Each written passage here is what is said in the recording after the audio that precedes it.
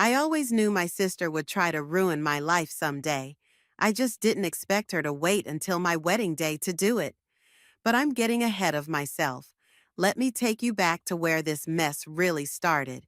Thea, could you please just once try to be more like your sister?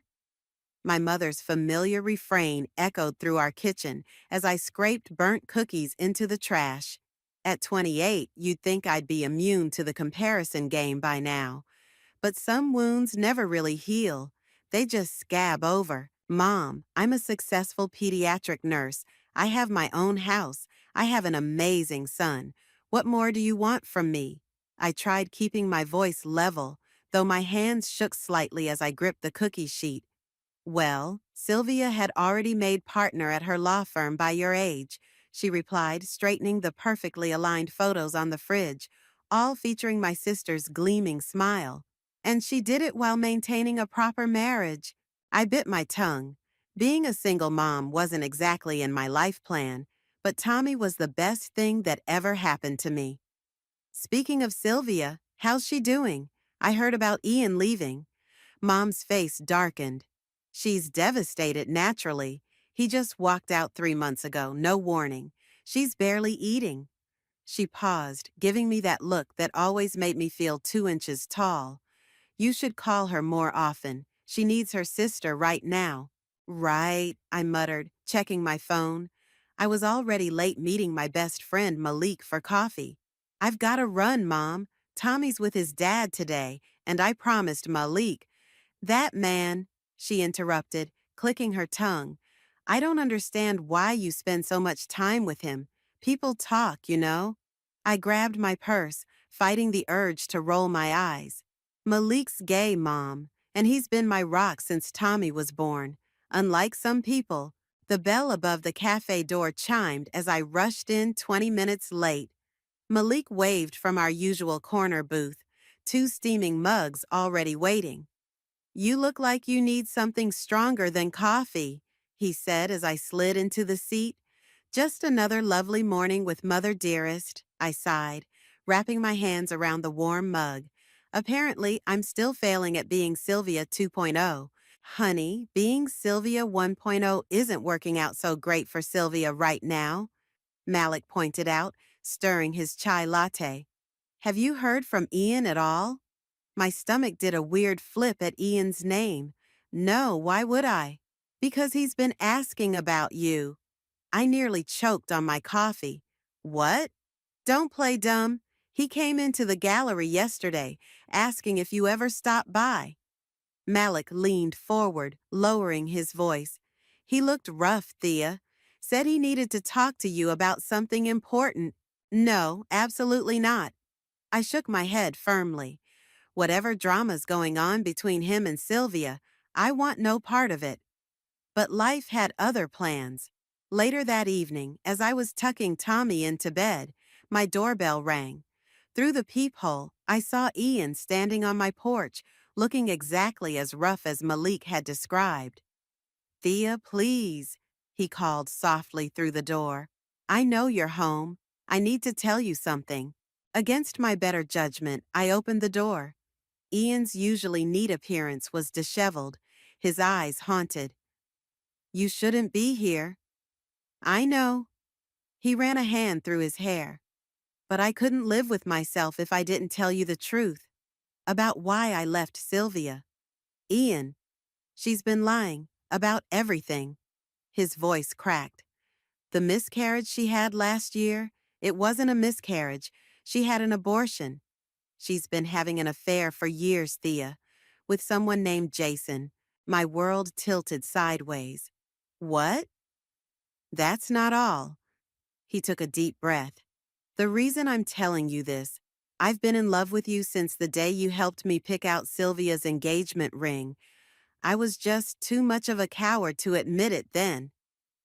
I stood there, frozen, as 5 years of family dynamics suddenly shifted like pieces of a kaleidoscope, and somewhere in the back of my mind, a small voice whispered that this was only the beginning of the storm. You need to leave, I managed to say, even as my heart raced. Now. As I closed the door on Ian's pleading face, my phone buzzed with a text from Sylvia. "We need to talk. Tomorrow. Don't you dare ignore me." I sank to the floor, my back against the door, wondering how my perfectly ordinary life had just exploded into chaos. But I had no idea then just how deep this rabbit hole would go, or how many secrets would come tumbling out before it was all over. I never made it to that meeting with Sylvia. Instead, life took an unexpected turn that morning when Ian showed up at my workplace, clutching coffee and wearing the most determined expression I'd ever seen on his face. "5 minutes," he said, holding out a cup. "That's all I'm asking." The pediatric ward was quiet, and I was due for a break anyway. "Fine, 5 minutes." We sat in the hospital garden, the spring air crisp around us. Ian didn't waste any time. "I filed for divorce yesterday," he said, staring into his coffee. "I know it seems fast, but Sylvia and I have been over for a long time, and I can't stop thinking about what I told you last night. Ian, I'm your soon-to-be ex-wife's sister. This is crazy." "Is it?" He turned to face me. "Tell me you've never felt this connection between us. All those family dinners, all those times you were the only one who really saw me." "Stop," I whispered, but my heart wasn't in it. "Have dinner with me, just once. If you feel nothing, I'll never bother you again." That dinner changed everything. One date turned into two, then three, and suddenly we were stealing kisses in parking lots and sharing secret smiles across rooms. It felt like walking on air until the first threatening note appeared under my windshield wiper. "Home-wrecking whores get what they deserve," it read in cut-out magazine letters. "It has to be Sylvia," I told Malik over lunch, showing him the note. "Who else would do this? Your sister's always been dramatic, but this is next level." He studied the paper. "Have you told Ian?" "Not yet. He's already dealing with enough. The divorce is getting ugly." More notes followed. "Watch your back. Karma's coming." Each one more ominous than the last.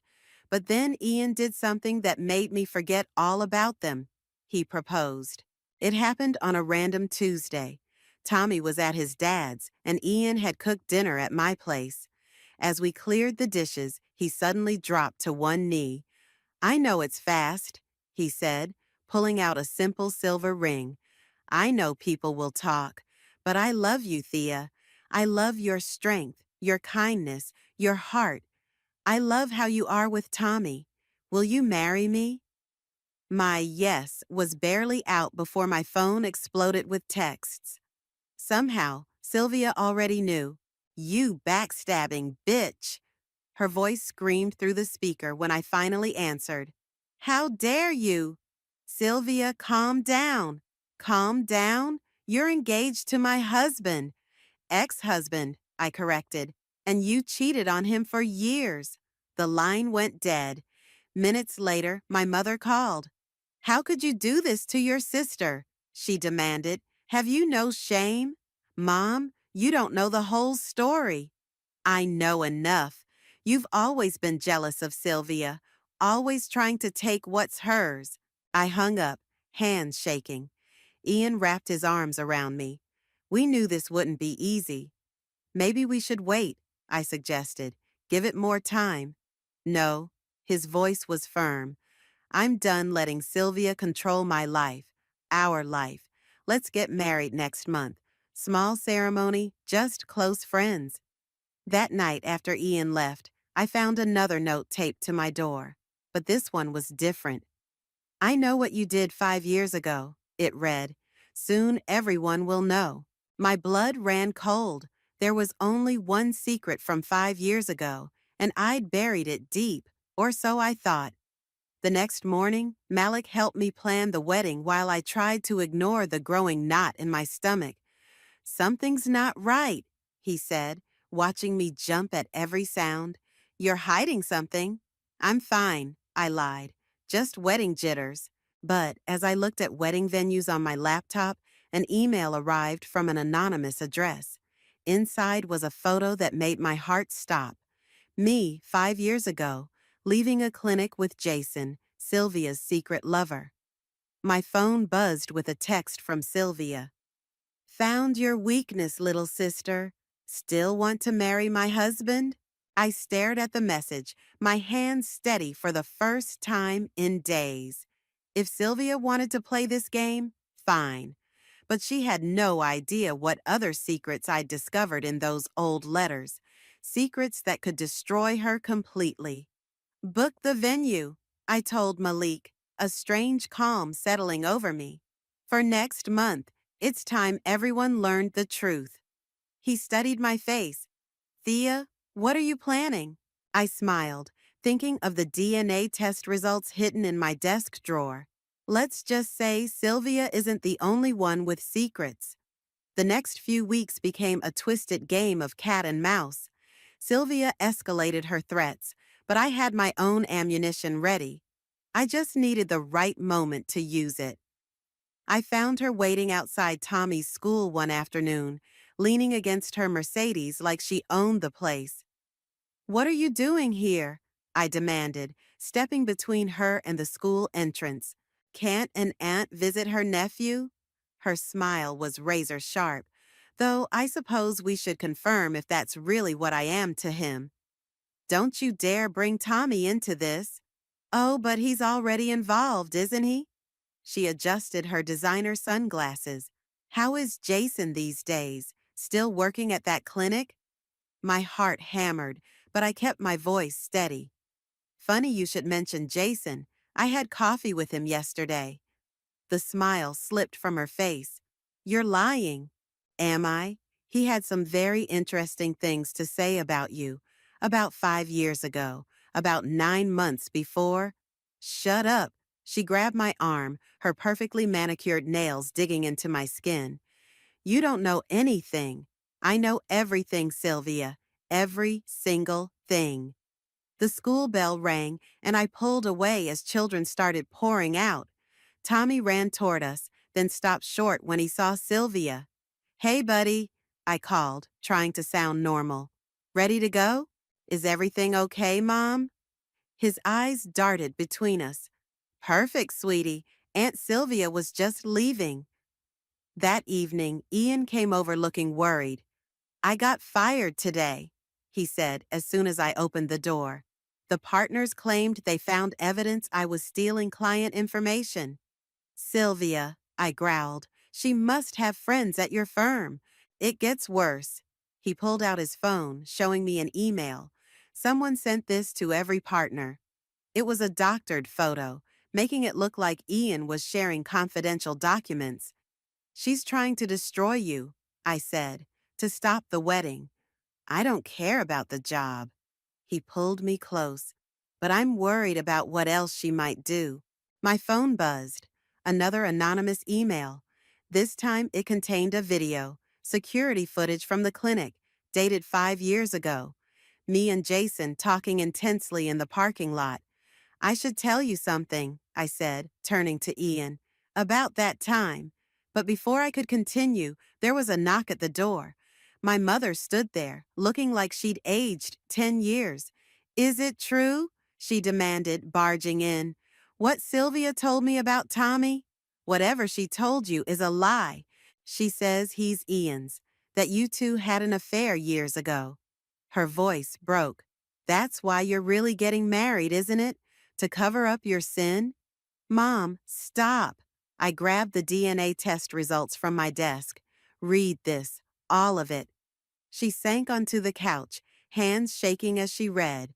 Her face went from angry to confused to shocked. "This can't be right," she whispered. "It is, and there's more." I sat beside her. "Remember when Sylvia said she lost that baby last year? It wasn't Ian's, and she didn't lose it." "How do you know all this?"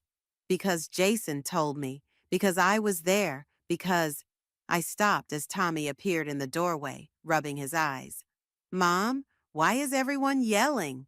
"Go back to bed, sweetheart. Everything's fine."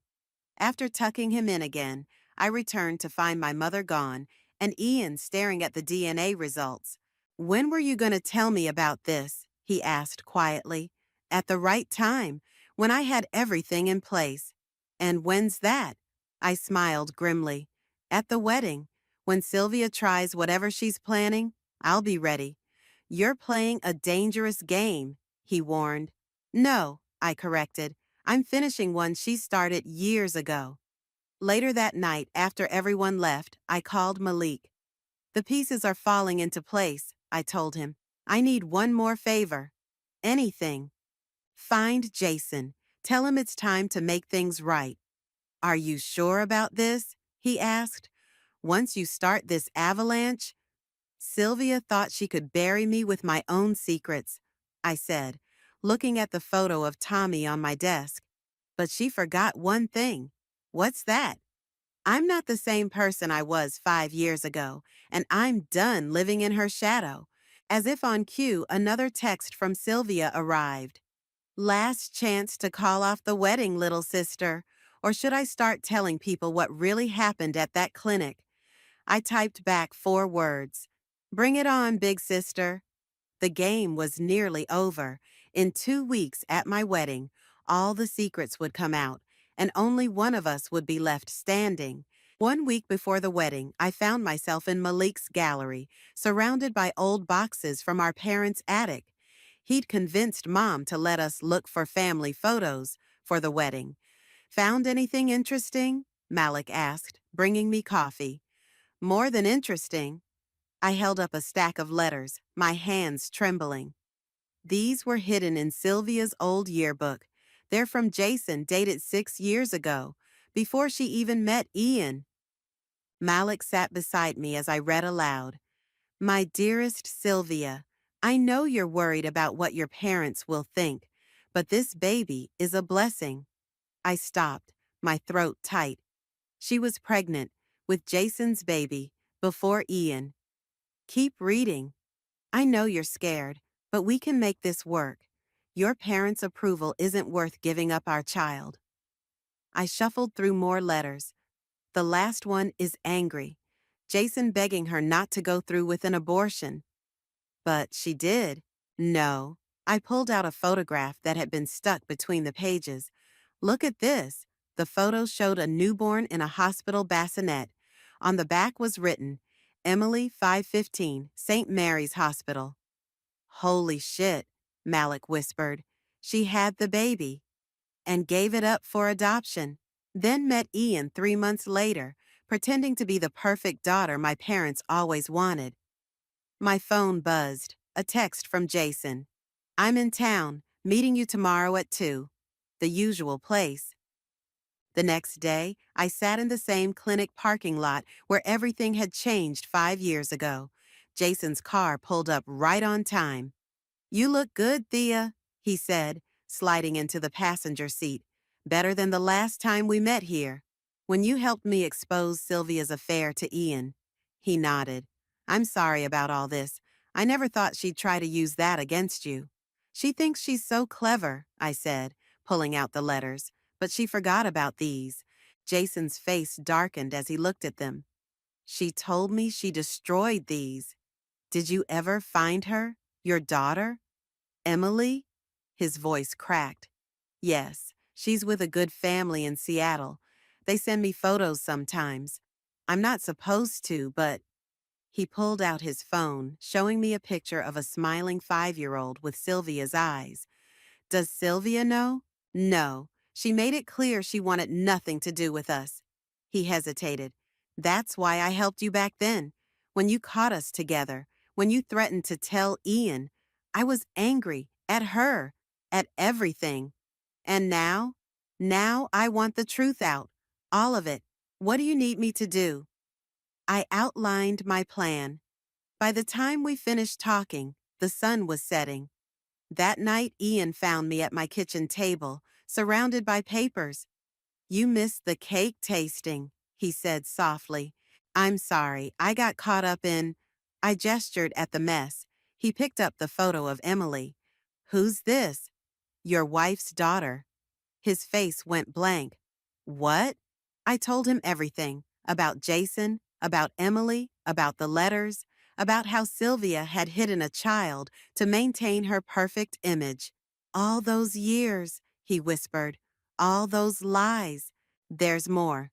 I took a deep breath. Remember when Sylvia's threatening notes mentioned something from 5 years ago? About me and Jason at the clinic? He nodded slowly. I wasn't there for me. I was there because I'd caught them together. Jason convinced me not to tell you right away. He wanted to handle it himself, but Sylvia threatened him with never seeing Emily again. So that's how you knew about their affair? All this time? I'm sorry I didn't tell you sooner. I wanted to protect Tommy from all this mess. Ian pulled me into a hug. No more secrets? No more secrets. My phone lit up with another anonymous email. This time it was a series of photos. Me and Jason meeting today, sitting in my car, talking intensely. Sylvia's text followed. Caught you with my lover again, sister dear. Wonder what Ian will think. I smiled, forwarding her the photo of Emily. Wonder what Mom and Dad will think. Her response came instantly. You wouldn't dare. Watch me, at the wedding. Unless you want to talk. Fine. Tomorrow, noon, Mom and Dad's house. I showed the exchange to Ian. It's a trap, he said. I know. I gathered the letters and photos. But I'm done running from her. It's time to end this. Be careful, he warned. A cornered animal is the most dangerous. If only I'd known then just how right he was. The morning of my wedding dawned bright and clear. I stood in the bridal suite, surprisingly calm as Malik adjusted my veil. She'll show up, he said, meeting my eyes in the mirror. You know that, right? I'm counting on it. I touched the manila envelope hidden in my bouquet. Everything's ready? Jason's in position. Your parents are seated, and that private investigator you hired is watching all the exits. A knock at the door made us both jump. My mother entered, looking uncertain. Sylvia's here, she said. She's wearing white. Of course she was. Perfect, I smiled. Everything's going exactly as planned. Thea. Mom stepped closer, wringing her hands. Maybe we should postpone, after what happened at yesterday's meeting. You mean when Sylvia didn't show up? I turned to face her. That's exactly why we're doing this today. The ceremony began right on schedule. I watched from behind the church doors as our small group of guests settled in. Ian stood at the altar, handsome in his tuxedo. Tommy sat in the front row, fidgeting with his bow tie. And there was Sylvia, wearing a white dress that probably cost more than my entire wedding, whispering to our father. The music started. This was it. I made it halfway down the aisle before Sylvia stood up. I object, she announced dramatically. Several guests gasped. This wedding can't proceed. Sylvia, our father hissed, sit down. No, she pointed at me, her voice shrill. My sister is a liar and a whore. That little boy sitting there, he's not just my nephew, he's my husband's son. The church erupted in whispers. Tommy looked confused and scared. Sylvia, I said calmly, are you sure you want to do this? Everyone needs to know the truth. She pulled out her phone. I have proof. Photos of Thea and Ian together 5 years ago. They had an affair while he was married to me. Those photos are fake, Ian said firmly. Oh, really? Sylvia's smile was manic. Then explain why your DNA test matches Tommy's. Another gasp from the crowd. My mother started crying. Actually, I said, opening my bouquet and pulling out the envelope, let's talk about DNA tests. What are you doing? Sylvia's confidence wavered slightly. I have some test results of my own. I turned to address our guests. My sister's right. Everyone does need to know the truth, just not the truth she's telling. I pulled out the first document. This is Tommy's real DNA test, witnessed and notarized. It proves that Ian is not his father. I handed it to our father. But that's not the interesting part. Shut up. Sylvia whispered. The interesting part, I continued, pulling out more papers, is what I found when I started digging into Sylvia's past, specifically about a baby girl born 6 years ago at St. Mary's Hospital. All color drained from Sylvia's face. A baby she had with her lover Jason before she ever met Ian. A baby she gave up for adoption to maintain her perfect image. You're lying, but her voice cracked. Jason, I called out. He stood up from the back pew, holding a tablet. Would you like to show everyone the video call you had with Emily last week? Don't you dare. Sylvia lunged forward, but our father caught her arm. Is this true? He demanded. There's more, I said, my voice steady. Those photos Sylvia has of me and Jason at the clinic? I was there because I'd caught them together, while she was married to Ian, while she was supposedly grieving her miscarriage, which was actually another abortion, Jason's baby, again. The church was dead silent. Sylvia stood frozen, tears streaming down her face. So, yes, I turned to our parents. Let's talk about truth. Let's talk about who's really been lying all these years. I did it for you, Sylvia screamed at our parents. To be the daughter you wanted, little Miss Perfect, while she jabbed a finger at me, got to do whatever she wanted. Sylvia, our mother whispered, what have you done? What I had to do, and I'd do it again. You have no idea what it's like, having to be perfect all the time. Mom? Dad? Tommy's small voice cut through the chaos. Can I go wait outside? The simple question somehow broke the tension. People started moving, talking in hushed voices. Malik led Tommy out, while our father guided a sobbing Sylvia toward the side door. I turned to Ian, still standing at the altar. Still want to marry into this crazy family? He pulled me close. More than ever. The ceremony that followed was short and sweet. As we exchanged vows, I caught a glimpse of Sylvia being driven away by our parents. She'd lost everything, her secrets, her power, her perfect image. But somehow, I felt no joy in her defeat, only relief that the truth was finally out, and sadness for the little girl who grew up thinking she had to be perfect to be loved. The reception was in full swing when Malik rushed in, his face pale. Thea, you need to come, now. I found Sylvia in the parking lot, slumped against her car, an empty pill bottle at her feet. Call an ambulance, I shouted to Malik, dropping to my knees beside her. Sylvia, can you hear me? Her eyes fluttered. Go away, let me die in peace. Not happening. I checked her pulse, rapid but steady. What did you take? Why do you care? She tried to push me away, but her movements were sluggish. You won. You destroyed me. Happy now? The ambulance arrived within minutes. As the paramedics worked, our parents appeared, Mom crying hysterically. I'm riding with her, I told Ian, already climbing into the ambulance. You're in your wedding dress, he reminded me. She's my sister.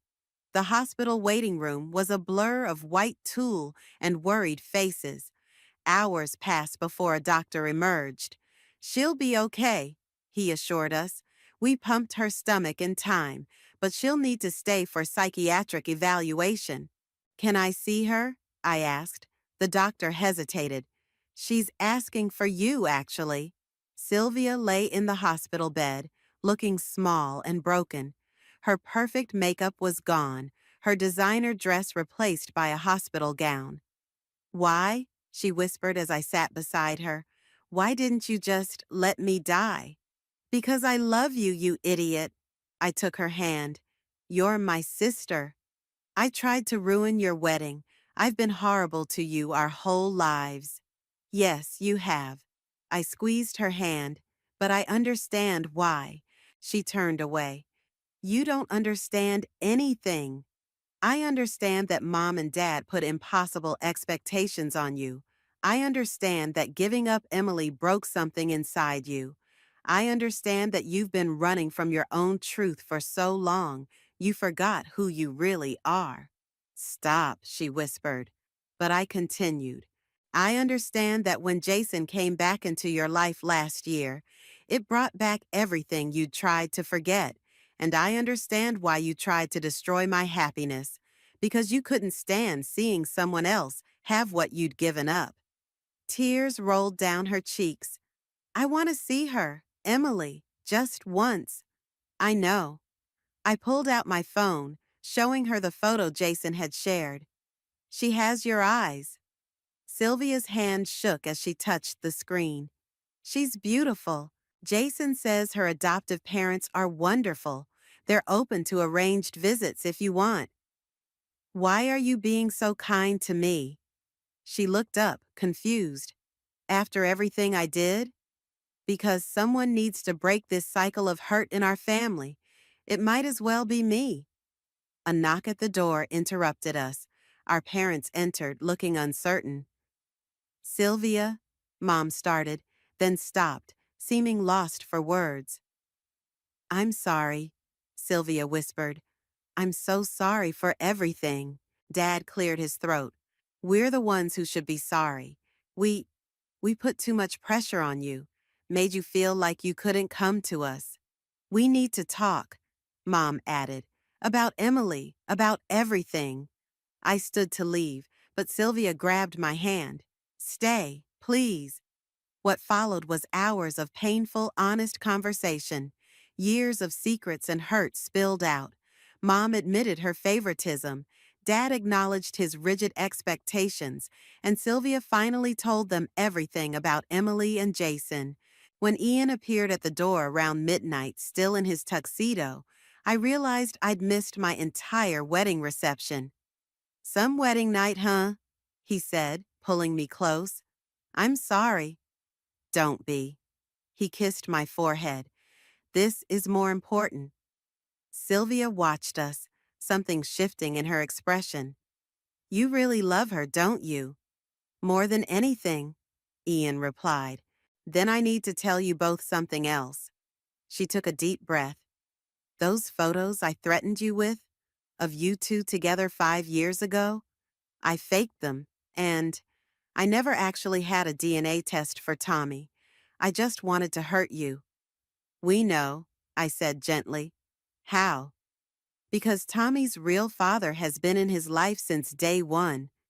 Remember my college boyfriend, Mark? He has visitation every other weekend. Sylvia closed her eyes. I've made such a mess of everything. Yes, I agreed, but messes can be cleaned up if you're willing to do the work. As we left the hospital that night, Ian turned to me. So, Mrs. Arnold, what now? I looked back at the hospital window, where Sylvia sat talking with our parents. Now we help her heal, and maybe, just maybe, we all learn how to be a real family. And Emily? One step at a time. I squeezed his hand. But I have a feeling our family's about to get bigger. 3 months after the wedding, I sat in a Seattle coffee shop, watching Sylvia through the window. She paced back and forth on the sidewalk, checking her watch every few seconds. She's going to wear a hole in the concrete, Ian murmured beside me. Can you blame her? I checked my own watch. Jason said they'd be here at 2. Right on cue, a blue minivan pulled up. Jason stepped out first, then helped a small girl with bouncing dark curls out of the back seat. Emily, 2 other people, her adoptive parents, followed. Sylvia froze. Through the window, I watched as Jason made introductions. Emily looked up at Sylvia curiously, clutching her adoptive mother's hand. Sylvia knelt down to Emily's level, saying something that made the little girl smile. Should we go out there? Ian asked. Not yet. Let them have this moment. The meeting lasted an hour. Emily showed Sylvia her favorite doll, chatted about kindergarten, and eventually gave her a shy hug before leaving. Sylvia stood watching the minivan drive away, tears streaming down her face. When she finally came inside, her hands were shaking so badly she could barely hold her coffee cup. "She's perfect," Sylvia whispered. "Absolutely perfect." "They seem like wonderful parents," I offered. "They are. They've invited me to her dance recital next month." She wiped her eyes. "They said, they said I could be part of her life if I want to." "Do you?" "More than anything." She took a shaky breath. "But I need to fix myself first. I start therapy next week." "That's great, Sylvia." "I've been thinking," she continued, "about applying for jobs in Seattle. To be closer, if that's okay with everyone." "Of course it's okay," Jason said, joining us. He'd given Sylvia her space with Emily, but had stayed nearby. She should know both her parents. "Both?" Sylvia looked uncertain. "After everything I did to you?" "The past is the past." He smiled softly. "We've all made mistakes." My phone buzzed. A text from Mom. "How did it go?" "Speaking of mistakes," Sylvia said, watching me type a response. "I need to apologize to Tommy, properly. What I did at the wedding, bringing him into it." "He's resilient," I assured her. "But yes, you should talk to him." The next weekend, Sylvia came over for dinner. Tommy was wary at first, hiding behind Ian's legs. "I'm sorry I scared you," Sylvia told him, kneeling down like she had with Emily. "I was very angry and sad, and I said things I shouldn't have. Can you forgive your crazy aunt?" Tommy studied her face. "Are you still sad?" "Sometimes, but I'm getting better." He nodded solemnly. "When I'm sad, Mom makes hot chocolate with extra marshmallows. Want some?" Just like that, the ice was broken. By bedtime, Tommy was showing Sylvia his entire dinosaur collection, while she listened with genuine interest. "He has your heart," she told me later, helping with dishes. "Always seeing the good in people." "He gets it from Mom, actually, when she's not playing favorites." Sylvia winced. "I'm sorry about that, too. I knew how much it hurt you, but I never said anything because I was afraid of losing their approval." "Water under the bridge, is it?" She set down the dish towel. "Because sometimes I look at everything I did, the threats, the lies, trying to ruin your wedding, and I can't believe you've forgiven me." "Forgiveness doesn't mean forgetting," I said carefully. "It means choosing to move forward. Besides, your actions led to some good things too." "Like what?" "Like Emily having both her parents in her life now. Like Mom and Dad finally seeing their own mistakes. Like you finally being free to be yourself instead of some perfect daughter fantasy." She was quiet for a moment. "I got a call from a law firm in Seattle yesterday. They want to interview me." "That's fantastic." "It's a smaller firm, more focused on family law, less prestigious than my old job, but maybe that's good. Maybe I need to stop chasing prestige and start chasing peace." The doorbell rang. Jason, right on time to drive Sylvia to the airport for her flight home. "Ready?" he asked her. "Almost." She turned to me. "Thank you for not giving up on me, for showing me what real strength looks like." I hugged her tight. "That's what sisters are for." As they left, I heard Jason ask, "So, tell me more about this Seattle job." Ian wrapped his arms around me. "You okay?" I watched through the window as my sister, no longer perfect, but finally real, drove away toward her new life. "Yeah," I smiled. "I think we all will be." The autumn breeze rustled through the park as Emily twirled in her new dress, showing off for Tommy, who was teaching her how to throw a frisbee. From our picnic blanket, I watched Sylvia watching them, her eyes bright with a joy I'd never seen before. "They're naturals together," she said softly, "like they've always known they were cousins. Kids are amazing that way." I handed her a sandwich. "How's the new job?" "Different. Better." She took a bite, then added, "I helped a young mother keep custody of her baby last week. It felt right." Mom appeared with more drinks, Dad trailing behind with extra snacks. They'd flown in for Emily's dance recital tomorrow, their third visit to Seattle since Sylvia moved here. "Emily, sweetheart," Mom called. "Come eat something." The little girl raced over, Tommy close behind. As they settled on the blanket, I noticed how Mom treated them exactly the same. No favorites, no comparisons. Some lessons, it seemed, had finally stuck.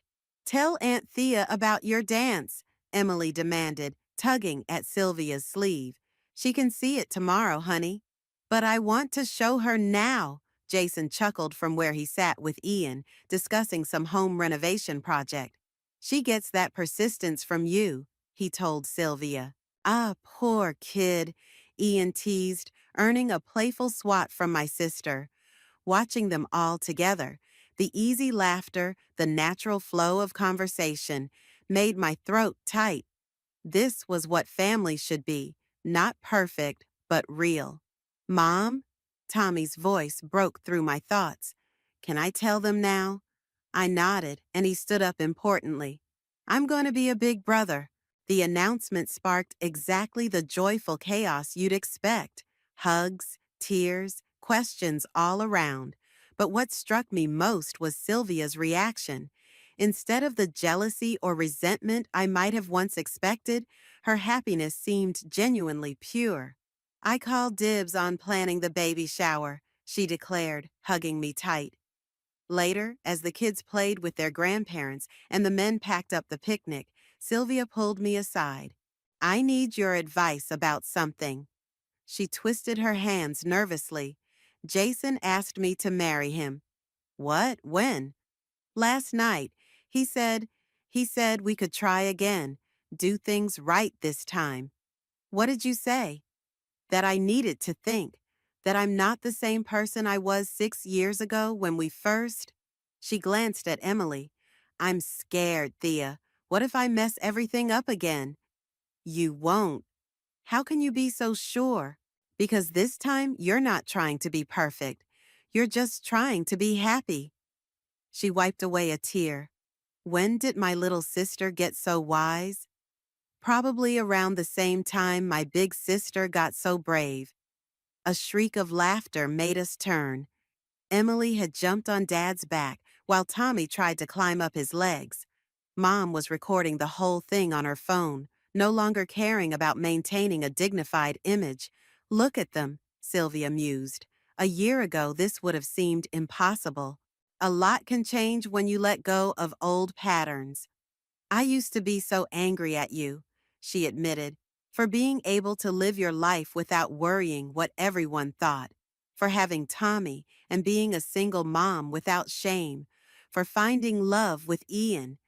I wanted to punish you for having what I was too afraid to fight for. And now? Now I'm grateful. If you hadn't exposed all our secrets at your wedding, if you hadn't forced us all to face the truth—" She squeezed my hand. "You saved me, little sister. You saved our whole family." "We saved each other," I corrected. "Now go tell Jason yes before he changes his mind." She laughed, then called out, "Jason, can we talk?" I watched them walk away hand in hand, saw the way Emily beamed at seeing her parents together. Ian came up behind me, wrapping his arms around my growing belly. "Happy?" he asked. "More than I ever thought possible." Tommy ran over, grass-stained and grinning. "Mom, Grandpa says we can get ice cream." "Does he now?" I ruffled his hair. Better hurry before he changes his mind. As my son raced off, I looked around at my assembled family.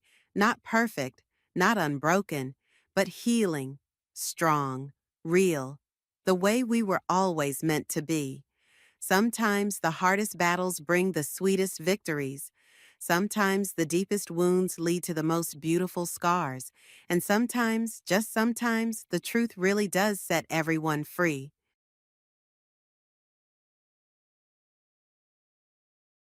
In the suburbs of Boston on a June evening, when the air feels pleasantly cool. My name is Rachel Miller. I'm 36 years old, living with my 7-year-old son Oliver in a quiet residential neighborhood in Newton. I work as an IT project manager while managing life as a single mother. It's been a year since my divorce. The split from my ex-husband Michael was due to his 3-year affair. Now he started a new life with Ashley, his former mistress. As an executive at a real estate development company, his annual income is $300,000. Meanwhile, I earn $80,000. Still, determined to keep my son in the same school district, I desperately continue paying the mortgage on this house. I cut back on fixed expenses and don't mind working overtime. When I think it's for my son, none of it feels like a burden. Oliver is in 2nd grade. He's an energetic boy who loves soccer. Although he maintains a cheerful demeanor despite his parents' divorce, my heart aches when I occasionally catch glimpses of his loneliness. He spends every other weekend at his father's new home, and each time he returns, he talks about Dad's pool and new games. During those moments, I struggle to maintain my smile. On weekdays, I drop Oliver off at after-school care at 7 a.m. and pick him up at 7 p.m. It's a routine we've finally managed to establish. Michael's child support is $1,500 per month, thankfully paid without fail. I have primary custody, and he has visitation rights every other weekend. There are moments when I feel like giving up, but seeing Oliver's smile gives me the strength to keep going. We have a special time in our lives. It's the phone calls from my mother, Elizabeth. Although she lives far away caring for my father who has dementia, she never misses her weekly calls with Oliver. After finishing his homework after dinner, my son eagerly awaits his grandmother's call. The peaceful conversation time on the living room phone has become our emotional support since the divorce. Ashley, who became Michael's new wife, was originally his secretary and is the daughter of a local dignitary, a perfectionist. I hear she's currently undergoing fertility treatments. Looking back, she wasn't just young and beautiful, but possessed an extraordinary level of obsession. Perhaps that was a dangerous sign I couldn't recognize at the time. My ex-husband, outwardly gentlemanly but inherently self-centered. And his new wife. I must desperately protect our current peaceful life. But that's not a bad thing. I'm rather grateful that my son and I can live here, just the two of us. That day too, twilight came as usual. The warm aroma of dinner wafted from the kitchen, and Oliver was working on his homework in the living room. Outside the window, the early summer breeze gently rustled the trees. Just as I finished cleaning up after dinner, my son's voice rang out. "Mom, it's almost 7:30. Time for Grandma's call." Oliver, having finished his homework, called out excitedly while pointing at the living room clock. His math workbook was neatly put away, and his desk was already tidy. "That's right. You've finished your homework properly. What are you going to talk about today?" I asked, peering into the living room from the kitchen. I hadn't known that my mother looked forward to these calls with my sons so much. "I want to tell her about the soccer game the other day. Grandma always asks about my games. I scored 2 goals today." My son's voice was overflowing with joyful anticipation. Mother would surely be delighted to hear about his success in the soccer game. Right as the clock struck 7:30, the landline rang. A perfectly timed call, as if marking time itself. Oliver rushed to pick up the receiver. "Hello, this is Oliver." "Oh, Grandma." While watching my son happily talking on the phone, I began putting away the remaining dishes. Recently, these phone conversations had become an important routine in Oliver's life. I was grateful for these calls, which had surely helped us get through the unstable period after the divorce. The next day, I casually asked Oliver. We were sitting across from each other at the breakfast table. "You've been talking to Grandma every day lately, haven't you?" "Yes. She calls every day. She asks about Dad's pool and stuff. Yesterday, I told her about the new slider they got." A small sense of unease sprouted in my heart. Mother had promised to call once a week, certainly. But I hadn't heard anything about daily calls. Would she even have time for that, busy caring for my father? That night, after some hesitation, I called my mother to check. "Mom, have you been calling Oliver every day?" "What?" "I've been so busy with caregiving these past 2 weeks, I haven't been able to call at all. Your father's condition has been a bit unstable." There was confusion in my mother's voice. Her usually calm tone clearly showed signs of agitation. "But Oliver says every night at 7:30. I could hear my own voice trembling. "That's when I feed your father dinner, I couldn't possibly make calls then. Besides, when I do call, it's always after 8. After hanging up, my sense of unease transformed into certainty. This wasn't just a misunderstanding. Someone was impersonating my mother and talking to my son. The thought sent chills down my spine. The next day, I decided to eavesdrop on my son's phone call. Though I felt guilty, I convinced myself this was necessary to protect him. As usual, at 7:30. While putting away dishes in the kitchen, I picked up another handset. My son was waiting for the phone in the living room.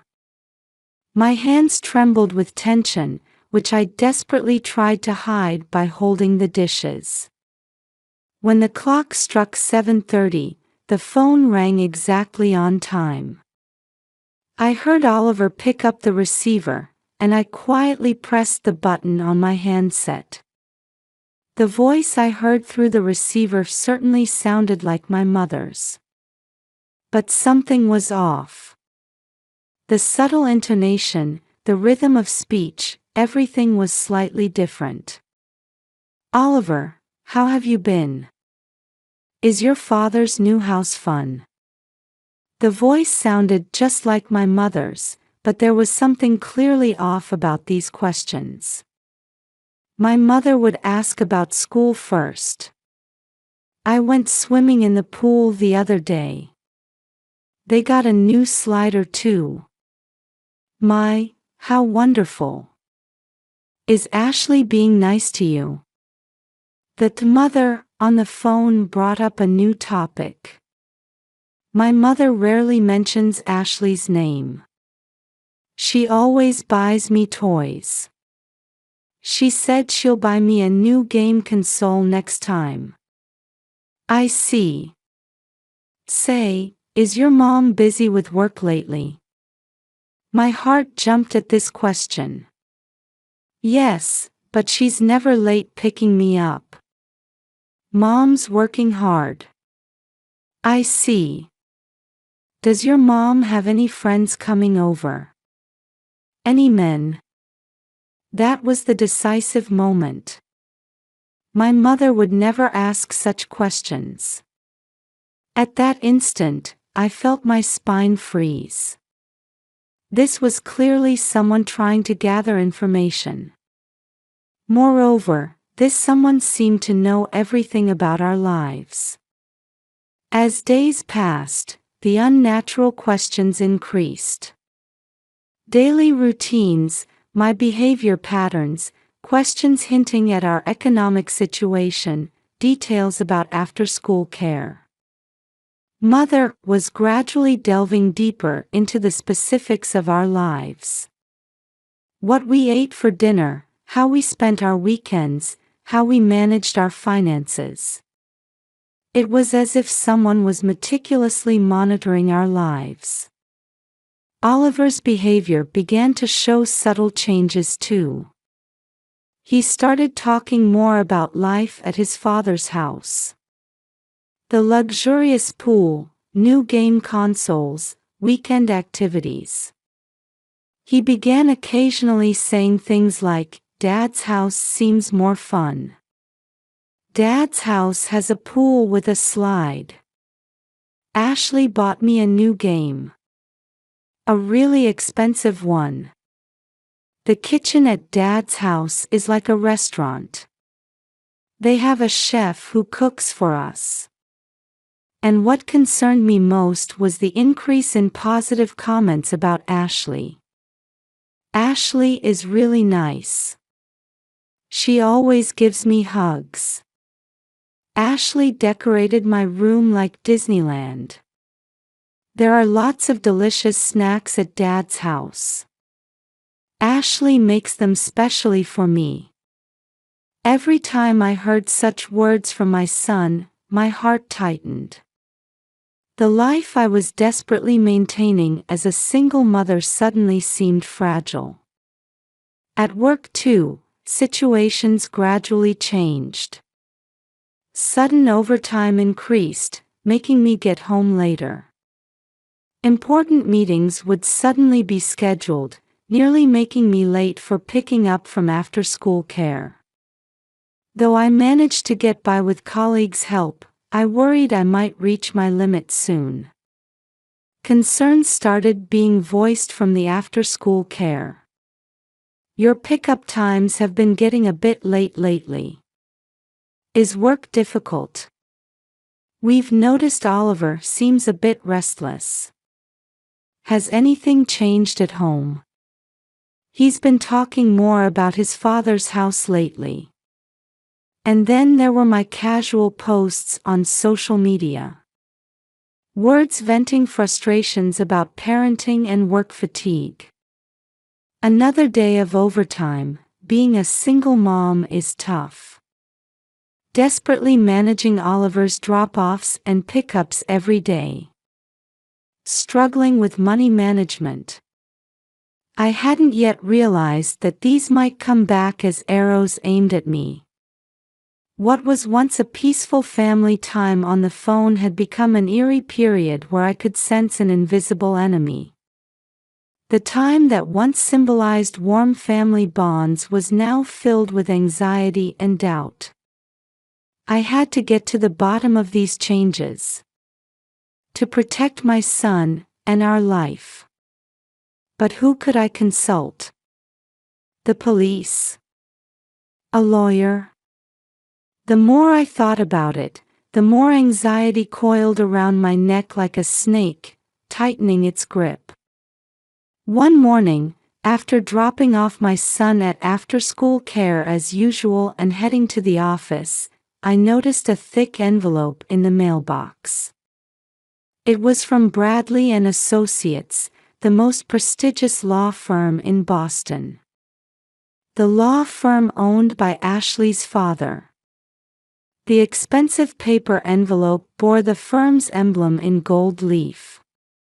Opening the envelope with trembling hands, the moment I saw the first line, my world stopped. Notice of petition for change of custody. Michael Miller had filed a petition seeking sole custody of Oliver. I shuddered at the perfection of the attached documents. The petition exceeded 30 pages. Each page was meticulously arranged with careful reasoning and evidence denying my parenting ability. The text, written in the law firm's solemn typeface, seemed to condemn me. The petitioner determines that the respondent Rachel Miller's custodial environment is significantly inappropriate for the healthy development of the minor, Oliver Miller. The attached evidence showed they had thoroughly investigated my daily life. First, detailed reports from the after-school care. Records from the past 3 months, with dates, times, and situations meticulously documented. Next, overtime records from my company. Detailed data that could only have come from internal human resources documents. I couldn't understand how they had obtained these. They showed the reality of my long working hours in cold numbers. Even more shocking were excerpts from my social media posts. Casual complaints about parenting, work fatigue, financial worries. All arranged as evidence of my lack of parenting ability. Even post dates and times were carefully recorded. And most devastating were the recorded conversations with my son. They were clearly edited with intentional context manipulation. Only parts where Oliver talked happily about life at his father's house were extracted, followed by statements of dissatisfaction about life with me. The 20-minute audio recording was edited to create the impression that my home was an inappropriate environment for my son. From that day on, I began desperate investigation. First, records of the mysterious 7 o'clock calls. In a newly bought notebook, I meticulously recorded dates, times, and conversation contents. The unnatural questions, words probing for information, it gradually became clear they were being conducted systematically. All conversations seemed designed to monitor my life and search for weaknesses. I also organized my son's behavioral changes chronologically. Dad's house is more fun. Ashley is always nice to me. Mom, why do we live in such a small house? I wish we had a pool like Dad's house. Ashley always watches over me. When these words were said, in what situations? I recorded as many details as possible, including the context before and after each statement. Unnatural events at work now appeared to have different meanings. Sudden important meetings. Always conflicting with after-school care pickup times. System malfunctions requiring overtime. Project deadlines suddenly moved up. Were these really coincidences?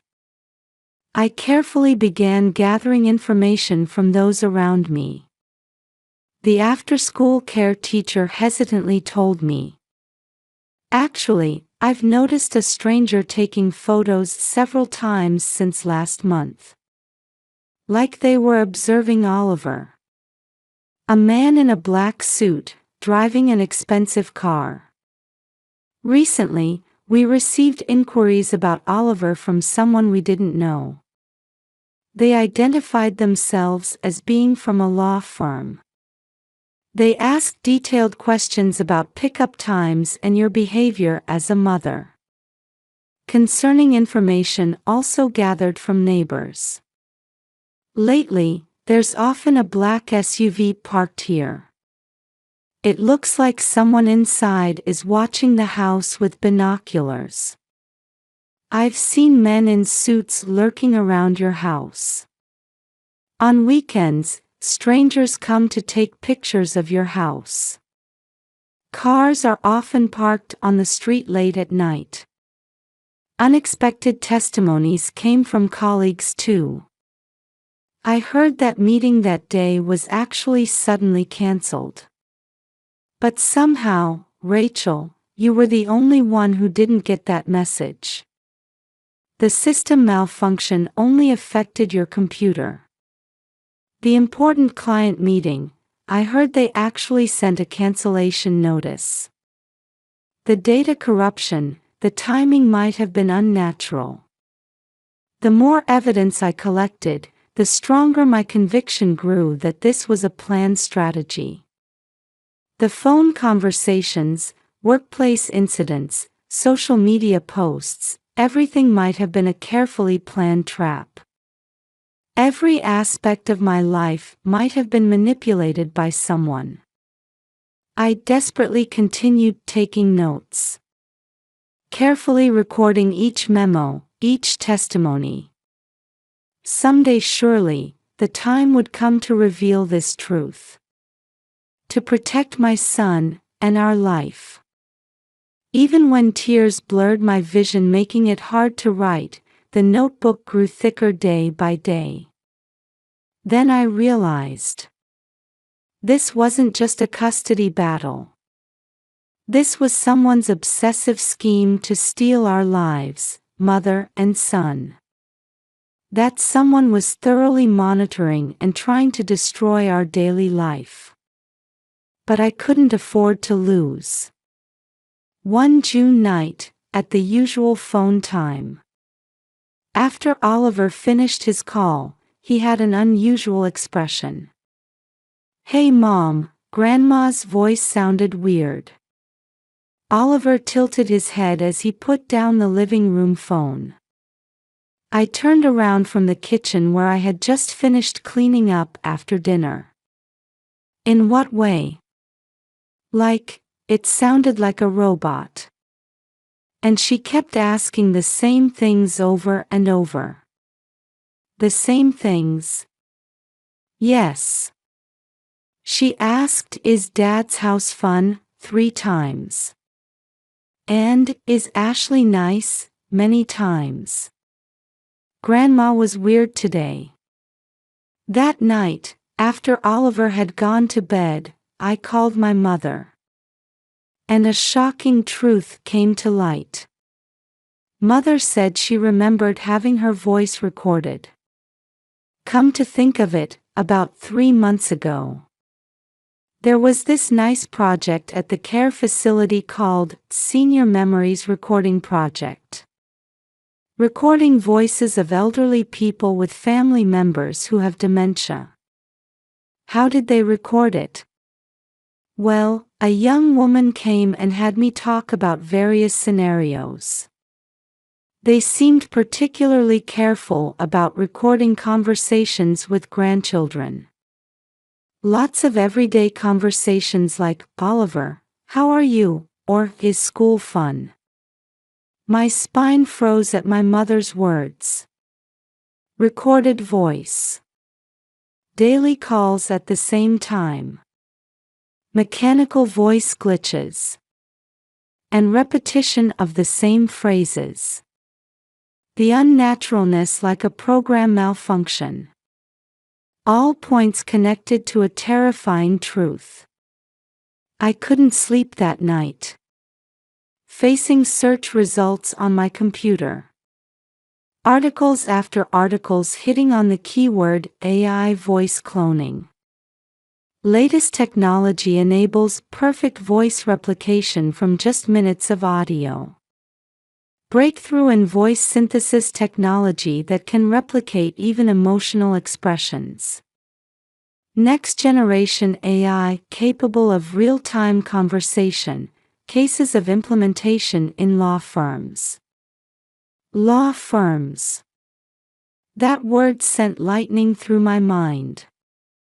Ashley's father's law firm. Bradley and Associates, one of Boston's top law firms. I had heard rumors they were actively investing in technology lately.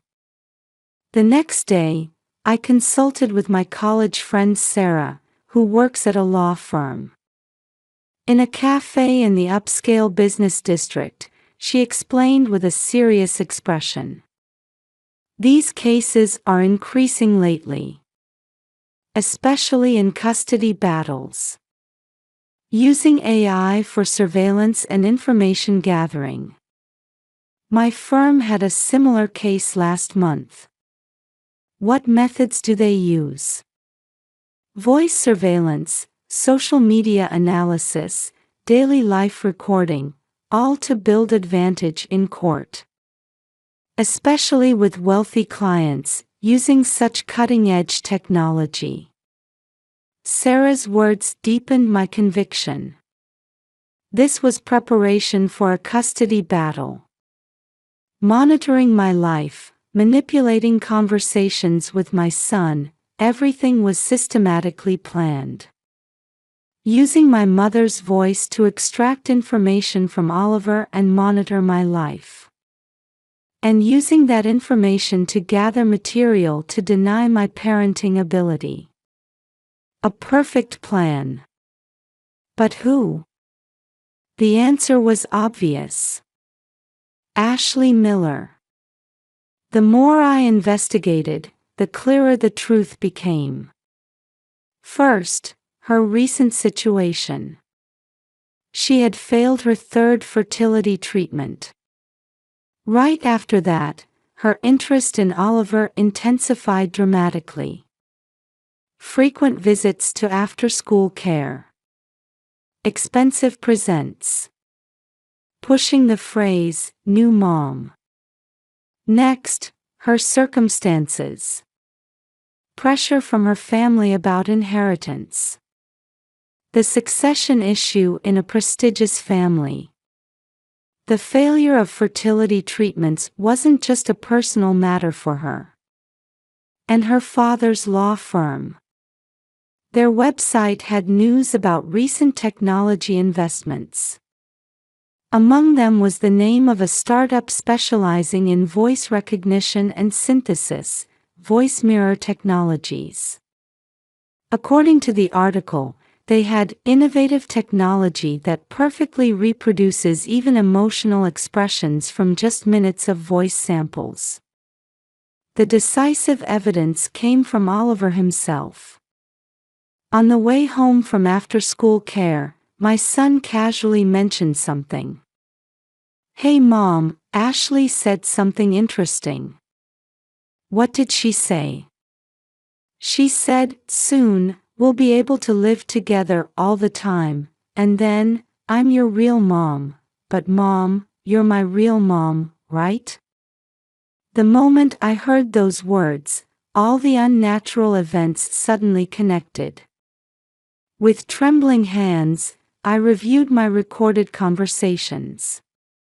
The daily phone questions. Home routines, my work situation, financial status. Everything was gathering materials to deny my parenting ability. Over the weekend, I decided to call Michael to confirm. "What, AI? I don't know anything about that. Ashley wouldn't do such a thing." A curt response. But there was a slight tremor in his voice. "But I have evidence. Stealing my mother's voice, monitoring my son, this is criminal. I could report this to the police." After a moment of silence, his true feelings leaked out. "Let me be honest. Ashley is desperate. After failing the third fertility treatment, she seems to be at her mental limit. There's pressure from her family too. And I owe her father. Owe him. So you're offering up Oliver. Our son. Your own child. You wouldn't understand what it means to become part of the Bradley family. This is parent alienation. It's clearly abuse. You're an accomplice." I should warn you, you won't win against Ashley's father's firm. Through a settlement. Right after hanging up, an email arrived on my PC. The sender was Jim Collins, claiming to be a detective Ashley had hired.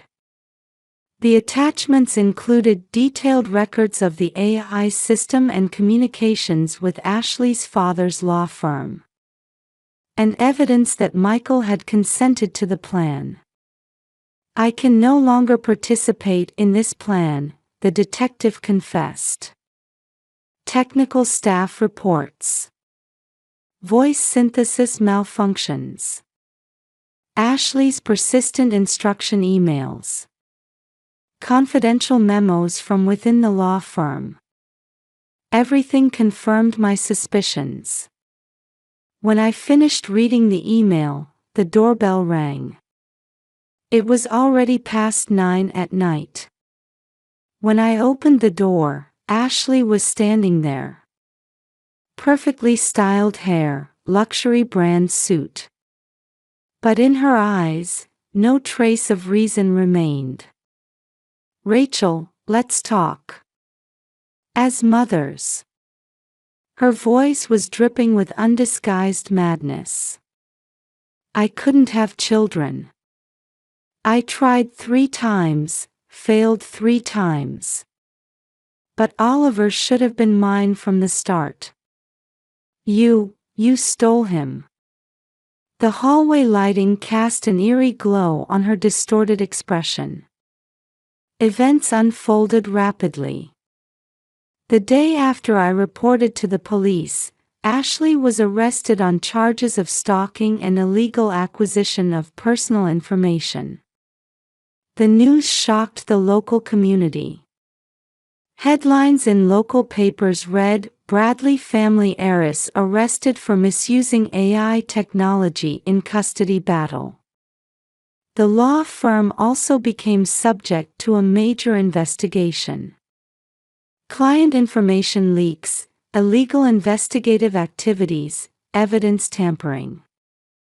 The Boston legal community was shaken by the series of illegal acts coming to light. Ashley's father was forced to relinquish control of the firm. Michael's visitation rights were severely restricted. His complicity in the plan was proven, and the court decided to allow only supervised visits.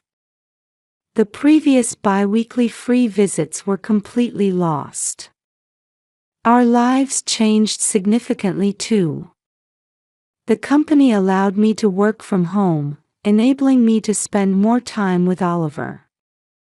Elizabeth, my mother, moved her father's care facility nearby and relocated to our neighborhood. Now we truly have daily phone calls and regular visits. Oliver started psychological counseling. The false phone calls, the nearly torn apart family relationships. We needed to gradually heal the wounds inflicted on his young heart. The counselor highly praises his resilience. 6 months later, life is regaining a new stability. Oliver is excelling as the ace player on his soccer team. In a recent game, he scored the winning goal, leading his team to victory. His smile has completely erased his formerly anxious expression. I myself have found a new balance between career and parenting. While utilizing remote work, I've been entrusted with important projects. Above all, I truly appreciate the time spent with my son. My relationship with my mother has also deepened.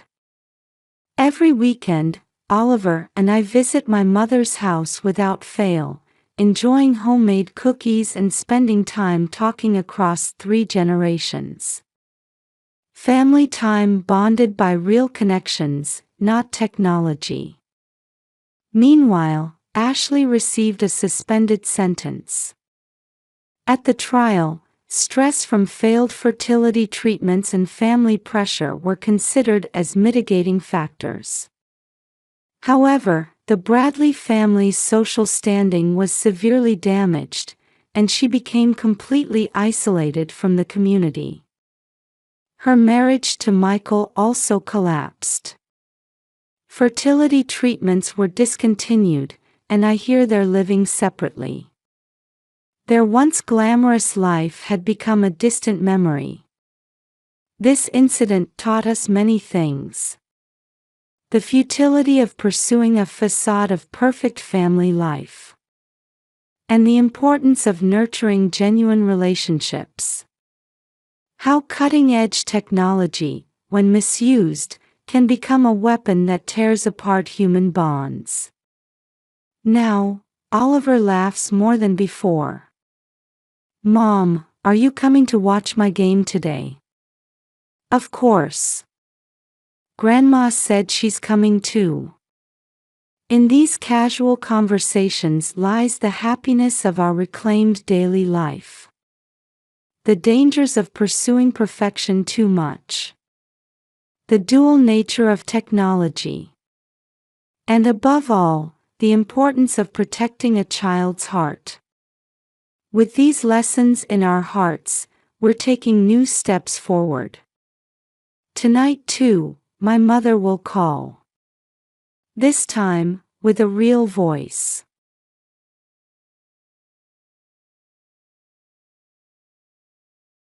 Have a wonderful day, Mommy.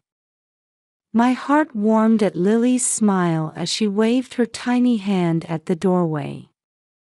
My 6-year-old daughter sees me off the same way every morning. Her gesture reminds me of a little angel. I gently patted her head. "Take care of her, Michael." "Of course, don't worry," Michael replied with a gentle smile, placing his hand on Lily's shoulder. As an analyst at Raymond James Financial, he had earned his colleagues' trust through his extensive knowledge and level-headed judgment. Whenever I needed to be away for work, he willingly took care of our daughter. Everyone around us considered him the ideal husband. As a real estate agent, I had handled many luxury properties in Tampa. By approaching each negotiation with sincerity and earning my clients' trust, I had steadily built my career. I took pride in balancing my fulfilling work with family time. Our family life in Tampa's upscale Palma Seca neighborhood was the picture of tranquility. We never missed Sunday service at Sacred Heart Catholic Church, and our neighbors regarded us as a model family. Through our church involvement, we had developed strong ties with the community.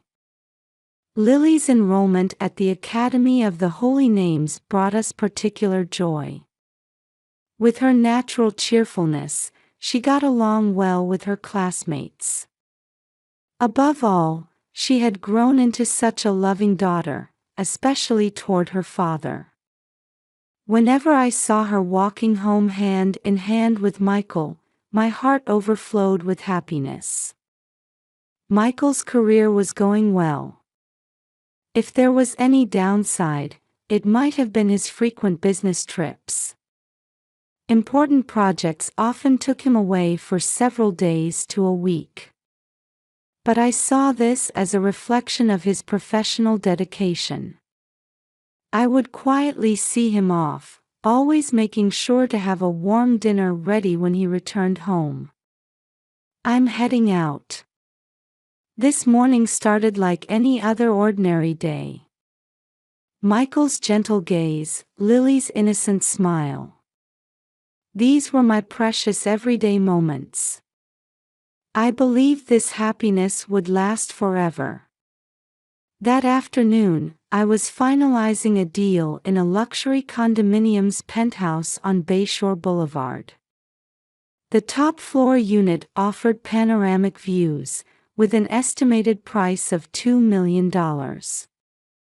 My presentation, which I had spent 3 months perfecting, was progressing smoothly. I could sense from the buyer's expression that we were close to closing the deal. The living room offers an exceptional view of Tampa Bay.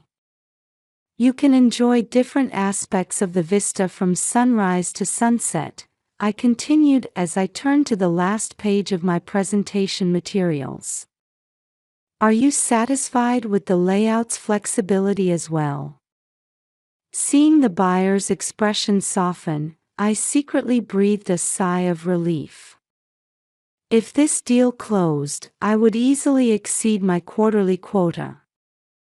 Just as I was about to get the contract signed, my cell phone rang. Normally, I would immediately silence it, but something told me this call might be important. I knew it was unprofessional to take calls during negotiations, but there was something urgent about this ring. I'm terribly sorry, but could you give me a moment? Looking at my phone, I saw an unfamiliar number. A faint anxiety stirred in my chest. Mrs. Watson. A composed male voice. He identified himself as a police officer. In that instant, a chill ran down my spine. Yes, that's me. My voice trembled. I had never received a call from the police before. I hate to inform you, but your daughter has been in an accident and has been taken to the hospital. At that moment, all blood drained from my face. A buzzing sound filled my ears. My vision momentarily darkened. What, my daughter? My own voice seemed to come from far away. I barely registered the sound of my documents falling to the floor. She's currently at Tampa General Hospital. Please come immediately. Though the police officer maintained his composure, that very composure seemed to underscore the gravity of the situation. With trembling fingers, I ended the call and immediately dialed Michael's number. My husband should have been taking care of our daughter today. My chest tightened with anxiety and fear. The dial tone rang once, then again. Each second felt like an eternity. Michael. They say our daughter's been in an accident. My voice was high-pitched. I couldn't control my panic. Words tumbled out one after another. What are you talking about? She's fine. She's right here with me. Michael's voice was as calm as ever. That calmness only heightened my anxiety. But, the police. I tried desperately to make sense of the situation through my confused thoughts. My husband said our daughter was with him. But the police reported an accident. There was some crucial discrepancy. But in my current state, I couldn't process what it meant. I'm so sorry, but there's a family emergency. I bowed deeply to my client. While apologizing for the interruption, I hastily stuffed my documents into my bag. My hands were shaking so much I could barely manage. A pen fell from my bag. I didn't even have time to pick it up. I pray your daughter is all right. Please take care. The buyer's kind words barely registered in my ears. Their thoughtfulness only amplified my anxiety. I ran to the elevator and down to the parking lot. My heels echoed strangely. I fumbled with my car keys, dropping them several times. Finally getting the door open, my hands were wet with cold sweat on the steering wheel. The drive to Tampa General Hospital. Every red light filled me with impatience. My mind was blank. The same thoughts kept circling. Is Lily okay? Michael said she was with him, but are the police wrong? Why? Even waiting for one traffic light felt like an eternity. My grip tightened on the steering wheel, my nails digging into my palms. With every blink, Lily's smile flashed before my eyes. That innocent expression from when I saw her off this morning. When I parked at the hospital, my legs were shaking. Following the signs to the pediatric emergency ward. The corridor, filled with the smell of disinfectant, seemed unusually long. My footsteps echoed hollowly. When I gave my name at the nurse's station, a young nurse stood up to guide me. Led by the nurse toward the hospital room. White walls. An eerily quiet corridor. I hesitated for a moment before the door. Taking a deep breath, I slowly reached for the doorknob. Lily. What I saw when I burst into the room was the figure of an unfamiliar girl. I froze in place. My whole body began to shake. She looked about 8 years old, a bit older than Lily. The girl lay in a white bed, connected to an IV drip. A monitor beeped steadily. Mrs. Watson, your daughter's condition is stable. The nurse's voice seemed distant, as if coming through water. My eyes were fixed on the girl's face. Though I didn't know her, there was something familiar about her features. My eyes fell on the school bag beside the bed. The Academy of the Holy Name's crest. And there, an unfamiliar name was written. Natalie Watson. In that moment, my world was enveloped in silence. As if time had stopped, all surrounding sounds faded away. Only my heartbeat felt abnormally loud. Whose child is this? Why Watson? Michael. Unanswerable questions swirled through my mind like a whirlpool. And at the center of that whirlpool, one premonition began taking quiet shape. I traced the name Natalie Watson repeatedly with my eyes. My vision blurred. The air in the hospital room suddenly felt heavy. My heartbeat quickened. I checked the name tag on the school bag again. There was no mistake. I couldn't have misread it. The surname Watson was clearly written there. Looking at the emergency contact card in the nurse's hand, another shocking fact was recorded. First contact, Michael Watson. An address I didn't recognize. A phone number I'd never seen. Oh, April. When I turned at the unfamiliar woman's voice, my heart leaped violently. Beyond the door stood a woman with refined features. She appeared to be in her early 40s, dressed elegantly in what looked like an expensive suit. There was an air of dignity about her bearing. We finally meet. Her voice carried an icy coldness. Her eyes were sharp, appraising me. Who are you? My voice shook. Words squeezed out of my throat. I could feel all strength leaving my body. I'm Michael's partner.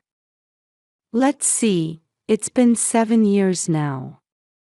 Those words sank like heavy lead into my chest. My feet wavered. I had to lean against the wall to keep from falling. I'm Kate Brown.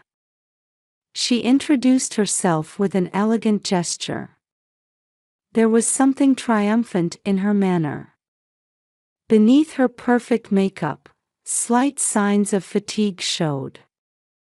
She had probably rushed here immediately after hearing about the accident. "I'm Natalie's mother, and your husband's mistress." My heart nearly stopped. I stared at Natalie, the girl before me. Indeed, she had Michael's features. The straight bridge of her nose. Her gentle expression. The proof of a relationship that had apparently lasted 7 years lay sleeping before me.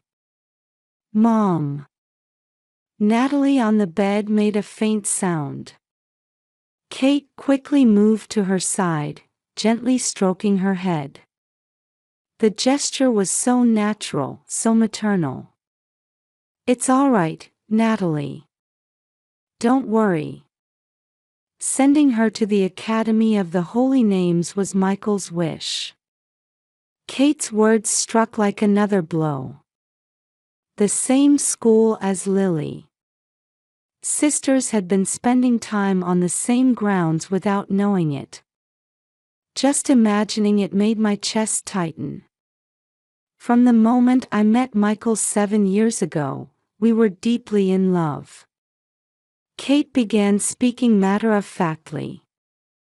There was a hint of sadness in her voice. While occasionally checking on Natalie, she slowly continued. "When I found out I was pregnant, he didn't abandon us. He wanted to give Natalie a proper family." My head spun. 7 years ago. That was when Michael and I were still at the height of our happiness. Everything had started then. My phone rang. It was Michael. My hands shook so much I could barely answer. "Where are you, April? Lily and I have been worried." I heard a falseness in his voice that I'd never noticed before. A manufactured kindness. Did this man even have the right to speak our daughter's name? "I'm at Tampa General Hospital. A girl named Natalie has been in an accident." I heard him catch his breath on the other end. A moment of silence. In that pause, 7 years of lies weighed heavily. "I'll be right there." He hung up after those brief words. He would leave Lily at home. We both knew we couldn't let our 6-year-old daughter see this situation. 30 minutes later, Michael appeared at the hospital room. As expected, Lily wasn't with him. He had probably left her with an acquaintance. His face showed no attempt to maintain composure. Sweat beaded on his forehead, his usual calm completely gone. "I'll explain everything." Michael's voice was hoarse. His shoulders heaved with his breathing. He might have run to the hospital. "Explain." "After deceiving us for 7 years." Anger and sadness welled up. Tears rolled down my cheeks. Each drop contained years of betrayal. I didn't want to hurt anyone. A bitter smile crossed my face at my husband's words. Somewhere in the distance, a hospital announcement echoed. Didn't want to hurt anyone. Lying every day, day after day. My voice shook. I couldn't control my emotions. I was forced to realize that everything I had believed in was built on sand. I wanted to protect both families. "April, you and Lily were precious to me. But so were Kate and Natalie." Michael's words rang hollow. The afternoon sunlight streaming through the hospital window was ironically bright. Kate silently watched the situation unfold. Natalie was still sleeping. 7 years of lies. 2 families. Daughters attending the same school.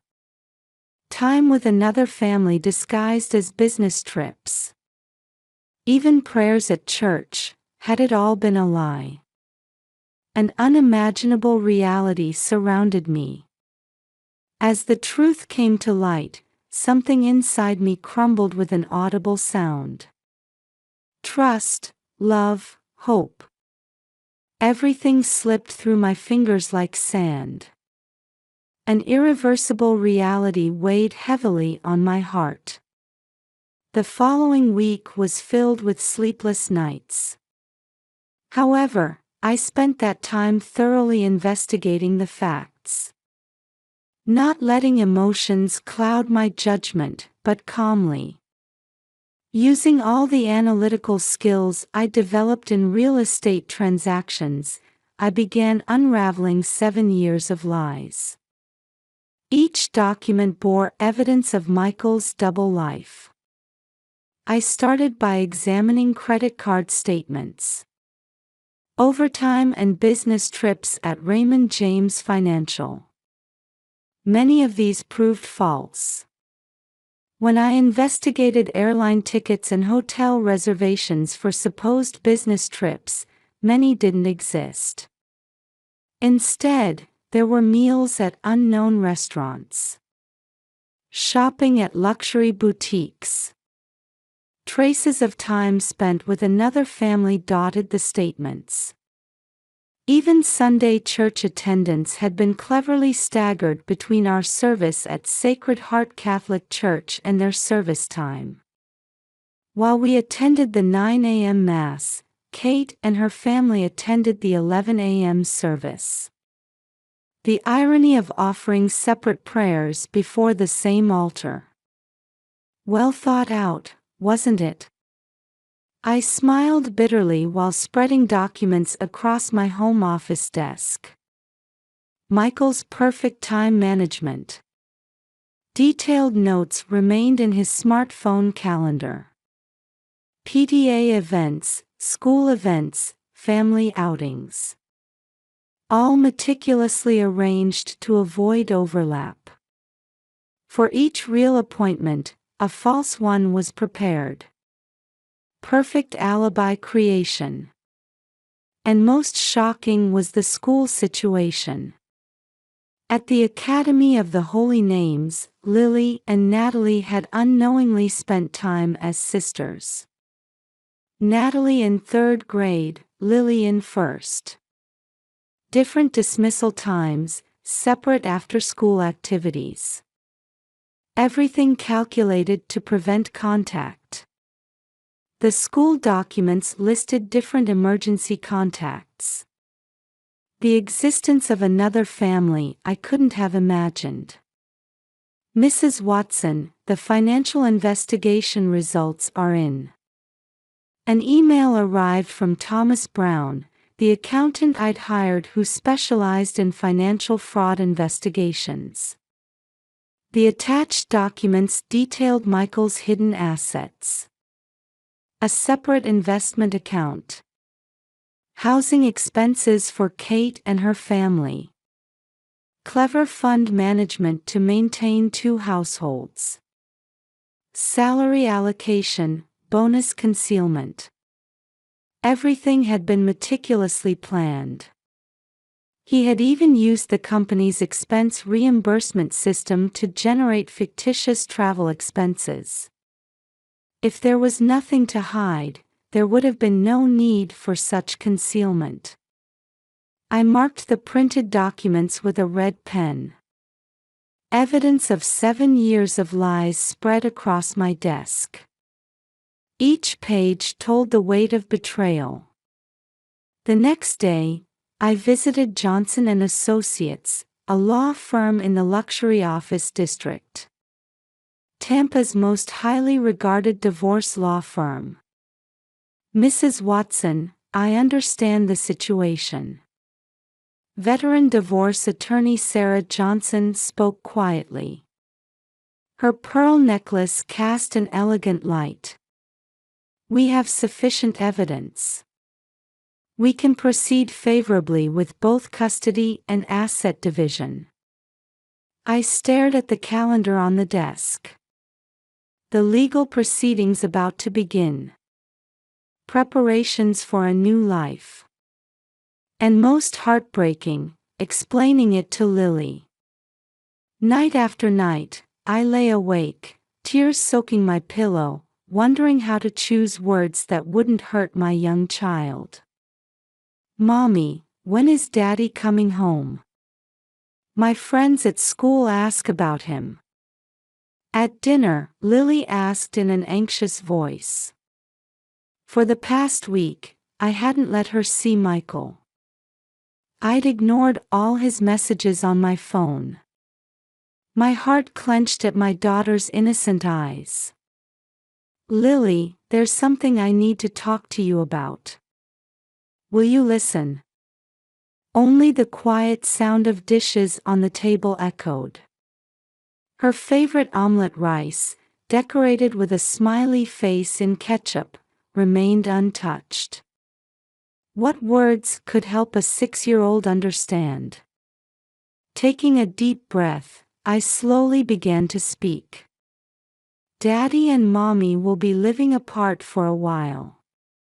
Why? Did I do something wrong? Lily's voice trembled.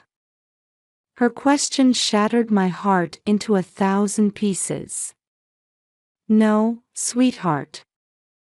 You didn't do anything wrong. This is grown-up stuff.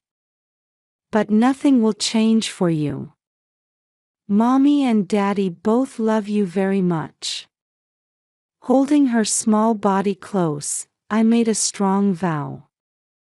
I would definitely protect this child's life. I gently wiped the tears from her wet cheeks. Preparations for our new life proceeded rapidly. I decided to sell the house in Palma Seca.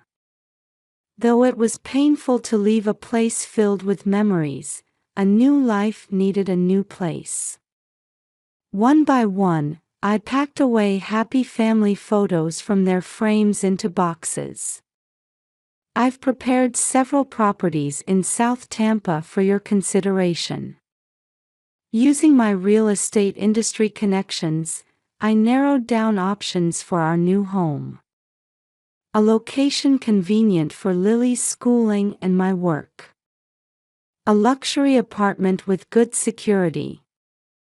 Preparations for starting a completely different life in an entirely new environment. Divorce papers arrived from the lawyer. Terms of divorce agreement. Detailed clauses about asset division. Custody arrangements. Looking at those words, I heaved a deep sigh. And when all preparations were complete, I called Michael to our home. For him, this would be the last time stepping foot in this house. April, let's talk this through. My former husband appeared with a worn expression. His suit was wrinkled, his usual tidiness gone. Dark circles showed under his eyes. His relationship with Kate was probably strained as well. This is the price for 7 years of lies. I placed the divorce papers and asset division documents on the table. A thick stack of papers. The weight of 7 years of lies contained within. Please let me try again. Michael's voice was hoarse. Real regret showed in his eyes. But it was too late. Once lost, trust can never be regained. It's over. Everything. My voice was ice cold. Suppressing my emotions, I continued slowly. Your betrayal of me and Lily. Your lies to Natalie and Kate. You couldn't make anyone happy. Outside the window, spring sunlight poured down brilliantly, as if announcing the start of a new season. I've already reported this to the company. Ethics violation. You won't be able to keep your position at Raymond James anymore. Michael's face turned pale. Why? All the evidence is there. 7 years worth of proof of your lies. You brought this on yourself. I watched coldly as Michael nearly collapsed before me. I had no emotions left for this man.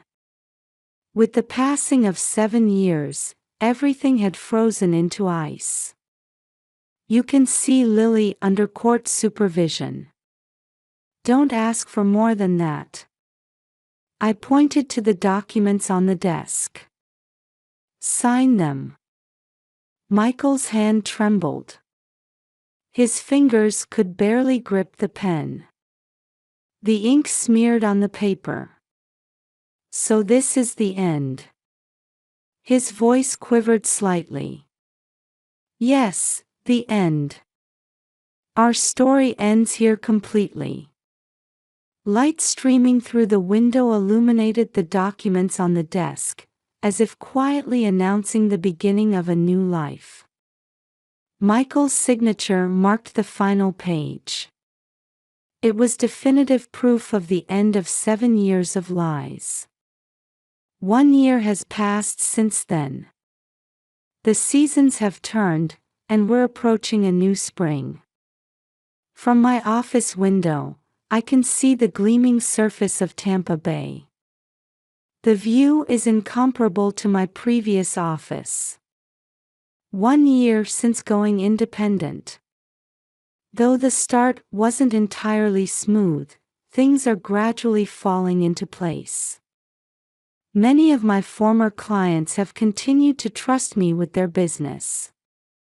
Ms. Watson, the materials for the 3 o'clock meeting are ready. Jennifer, my secretary, brings me neatly organized documents. She's a colleague who came with me from my previous company when I started my independent business. Thank you. I'm definitely closing the deal on today's Bayshore Boulevard property. Having my own company means taking responsibility for all decisions. While that can be pressure at times, it's also become a great source of confidence. My cell phone rings. It's Lily's school. Mrs. Watson, I'd like to report on Lily's end-of-term grades. The teacher's voice is bright. She's showing particularly excellent results in math and science. Lily is now in 2nd grade at her new school. Though there were concerns at first about the transfer, she quickly adapted to her new environment. Her cheerful personality hasn't changed. If anything, she seems more active than before. The decision to leave the Academy of the Holy Names was right.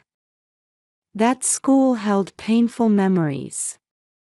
My heart still aches whenever I think of Natalie. Lily had spent time there without even knowing she had a sister. I heard about Michael's aftermath through industry rumors. Dismissed from Raymond James Financial.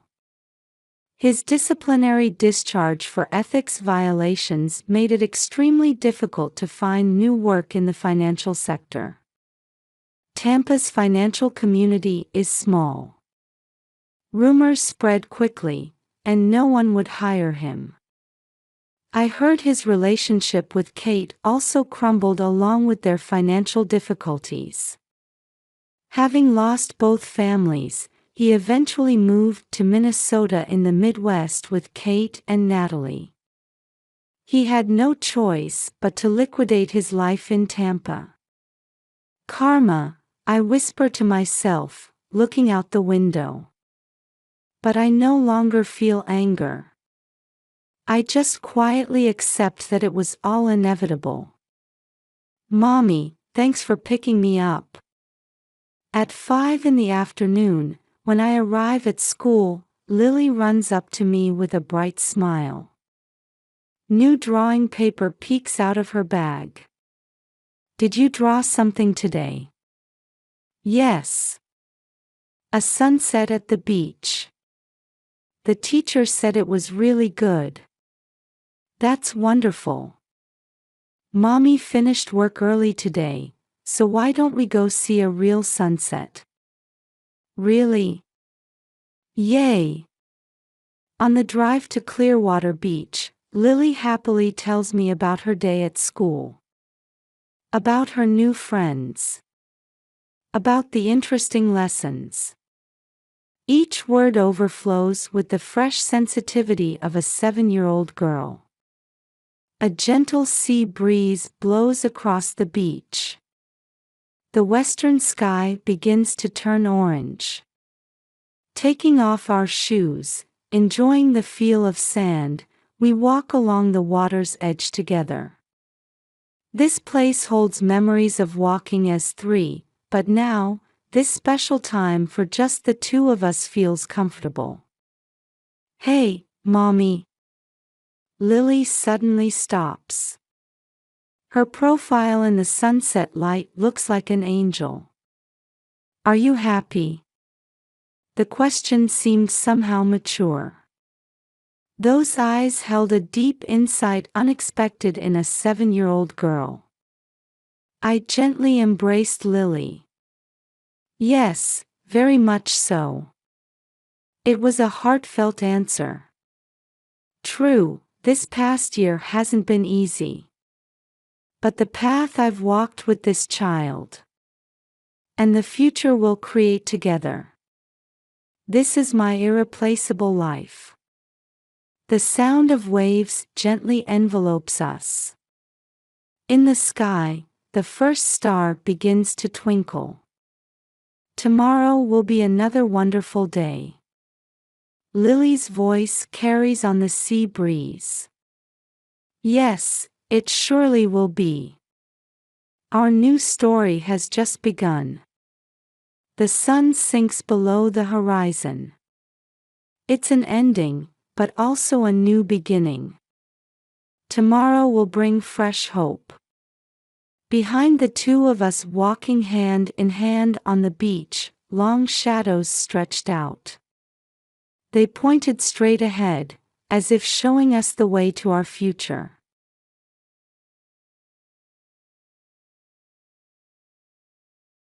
On a peaceful early summer morning, sunlight streams into the quiet residential streets of Lexington. The lilacs I planted in my garden are blooming with their gentle purple flowers. As I turn over the soil, looking for a spot to plant new herb seedlings, the scent of morning dew-dampened earth tickles my nose. Gardening has become my daily routine since I lost my husband George 5 years ago. When I was teaching English at the high school, I never had time to spend such peaceful moments in the garden. But now, these quiet hours spent among the flowers and vegetables heal my soul. Grandma. I turn around to see my grandson Lucas, who always comes to visit on weekends, running down the garden path. Behind him, my daughter Ashley calls out, "Lucas, don't run." "Good morning, Lucas." Ashley. I take off my dirt-covered gloves to greet them. Lucas just turned 6. Like Ashley, he's growing up to be a sensitive and gentle child. "Grandma, are you planting new flowers?" "Yes, sage and thyme. We can use them when we bake bread." Ashley lives in a luxury apartment in Boston. As a freelance graphic designer, she handles projects for major corporations, brilliantly balancing work and motherhood. I'm so proud of my daughter. "Mom, can I help too?" "Wash your hands first." And take off your jacket. Ashley's meticulous nature hasn't changed since becoming a mother. Her husband David works at an investment bank in the Prudential Tower. He's well regarded in social circles and takes good care of his parents. On the surface, they seem to be living an ideal life. We spent the whole morning enjoying gardening together.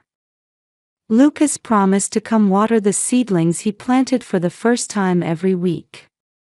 Over lunch, while enjoying homemade herb tea and scones, Ashley enthusiastically shares stories about her work. If next week's presentation goes well, I might get an even bigger project. Seeing my daughter's eyes sparkle warms my heart. After they left in the afternoon, I headed to the nearby community center for local volunteer work. Since retiring from teaching, this activity has become my new purpose in life. As the sun begins to set, I return to the garden to look at the seedlings we planted today. Looking up at the twilight sky, I pray these peaceful days will continue forever. That morning, I was watering the seedlings Lucas and I had planted over the weekend. The peaceful time spent with my grandson last weekend was still vivid in my heart. It seems like just yesterday that Ashley was excitedly talking about her new project. I might be getting a big project soon, Mom. That's wonderful. But don't push yourself too hard. I'll be fine. I'll bring Lucas again next weekend. We had just had that conversation. Tuesday morning, I received the usual message from my daughter. Got Lucas to school just fine. The attached photo showed my grandson beaming in front of his school. It was our daily routine. Ashley seemed busy from early morning. I have an important client meeting downtown today.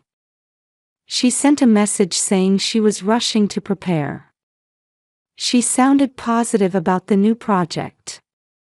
It went really well. The message that arrived at 11 a.m. showed her usual meticulousness. The client meeting appeared successful. My daughter's reputation as a designer had been growing year by year, with increasing requests from major corporations. 2 p.m. Heading to another meeting. That was the last contact I had with my daughter. I noticed something was wrong in the evening. The usual message saying, "Going to pick up Lucas," never came. Feeling something was off, I tried calling several times, but only got voicemail. Worried, I contacted David. "Eleanor, I can't reach Ashley's cell phone either. The work meeting might be running long. I'll go pick up Lucas." David's voice maintained its usual calmness. Despite surely being busy with his investment banking work, he didn't seem particularly concerned. There was still no contact that night. The next morning, David called. "Ashley hasn't come home yet. But don't worry. You know how she gets when she's absorbed in work." However, 2 days passed, then 3, and Ashley didn't return. While watering the seedlings we had planted over the weekend, I couldn't suppress my growing anxiety. Unable to keep the promise with Lucas. His small gardening gloves remained where they had been left in the garden. David finally filed a missing persons report 3 days after her disappearance. It might be too early. But just in case. There was something dismissive in his tone. The police checked the surveillance camera footage. They only saw Ashley leaving the office building around 2 p.m. She was walking with her usual gait, carrying her laptop and bag. Nothing seemed suspicious. Checking her belongings, they found she had left with her laptop, smartphone, and wallet. Her cell phone remained out of service. No activity on her bank accounts. It was as if she had vanished from this world. The attitude of David's parents, especially Grace, was concerning. She must have been stressed from work. David's mother spoke as if it was someone else's problem. That warm expression she had shown at weekend brunch was nowhere to be seen.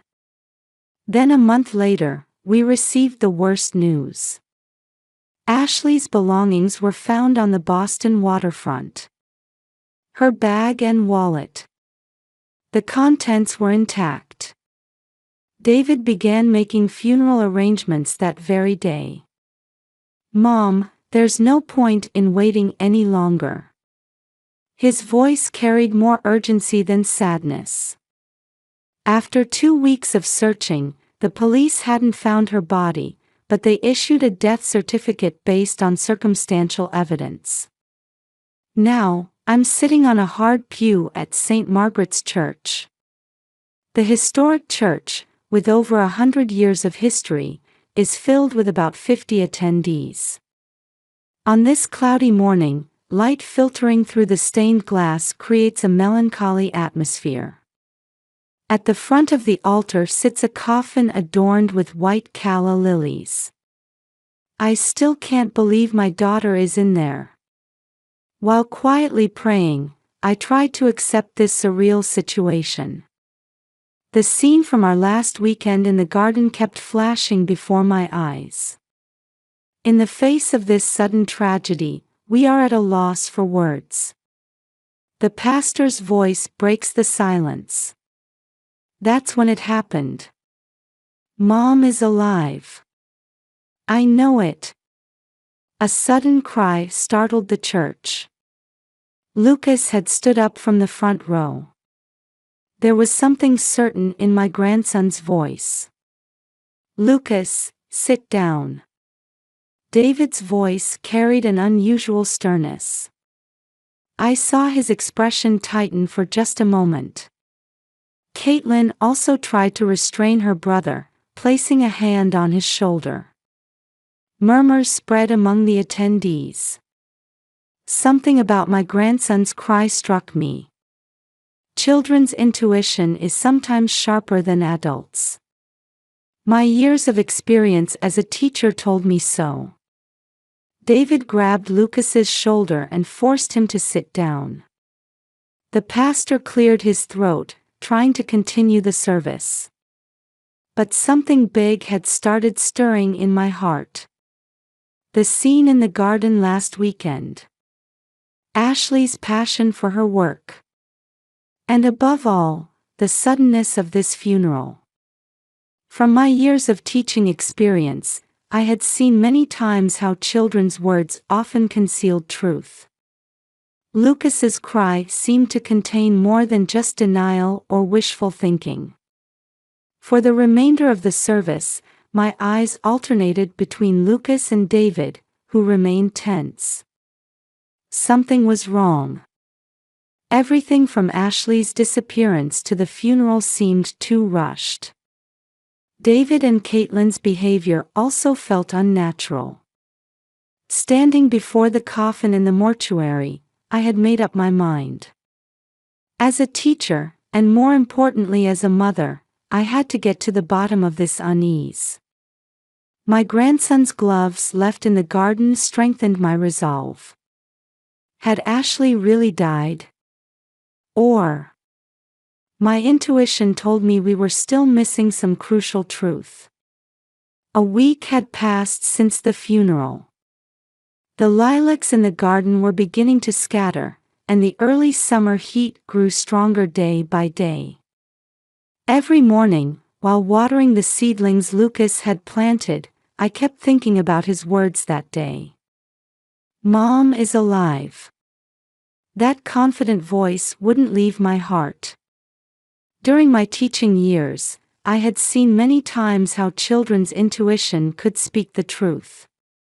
Children are particularly sensitive to subtle changes that adults might miss, especially when it comes to family matters. In my 35 years at the podium, I had encountered such situations countless times.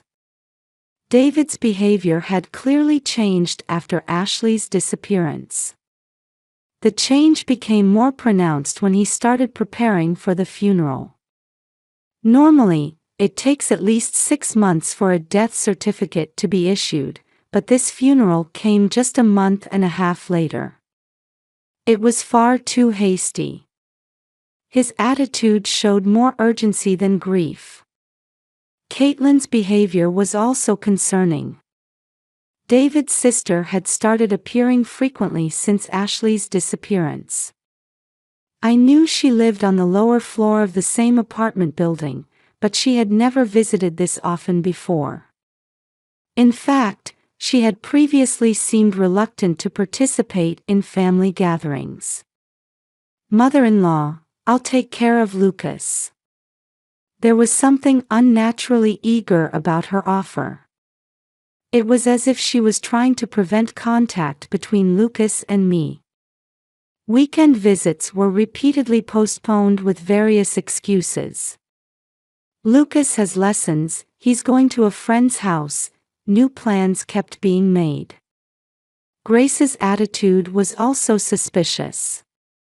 David's mother showed little interest in Ashley's disappearance.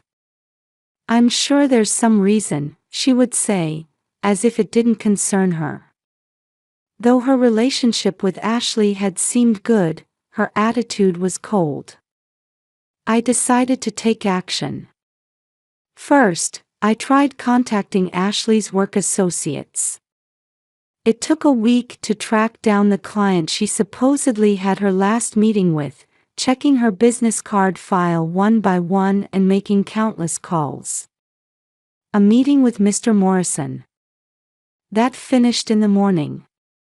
I hadn't heard about any afternoon appointments. The words of Jennifer Williams, one of Ashley's main clients, deepened my suspicions. According to her, Ashley had secured a new project during the morning meeting and seemed very positive. "Actually, there's something that concerned me," Jennifer continued. "Ashley seemed to know something about bank fraud. She said she had found a major problem." My heart raced at these words. Next, I investigated David's reputation at the bank. One of my former students, Richard Collins, worked at the same bank. He had been a diligent student, good at mathematics. At our meeting in a coffee shop, Richard began speaking in hushed tones.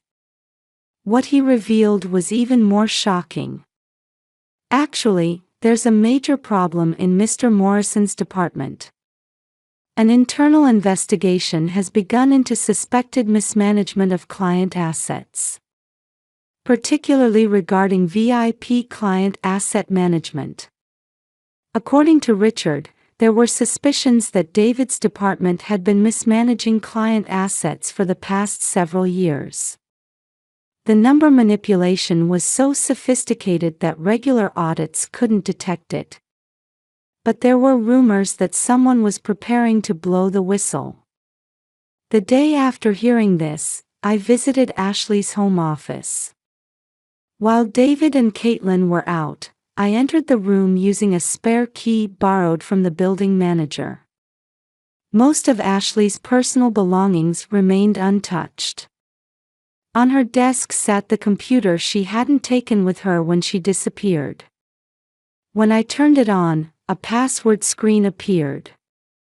I tried several times. Not Lucas's birthday.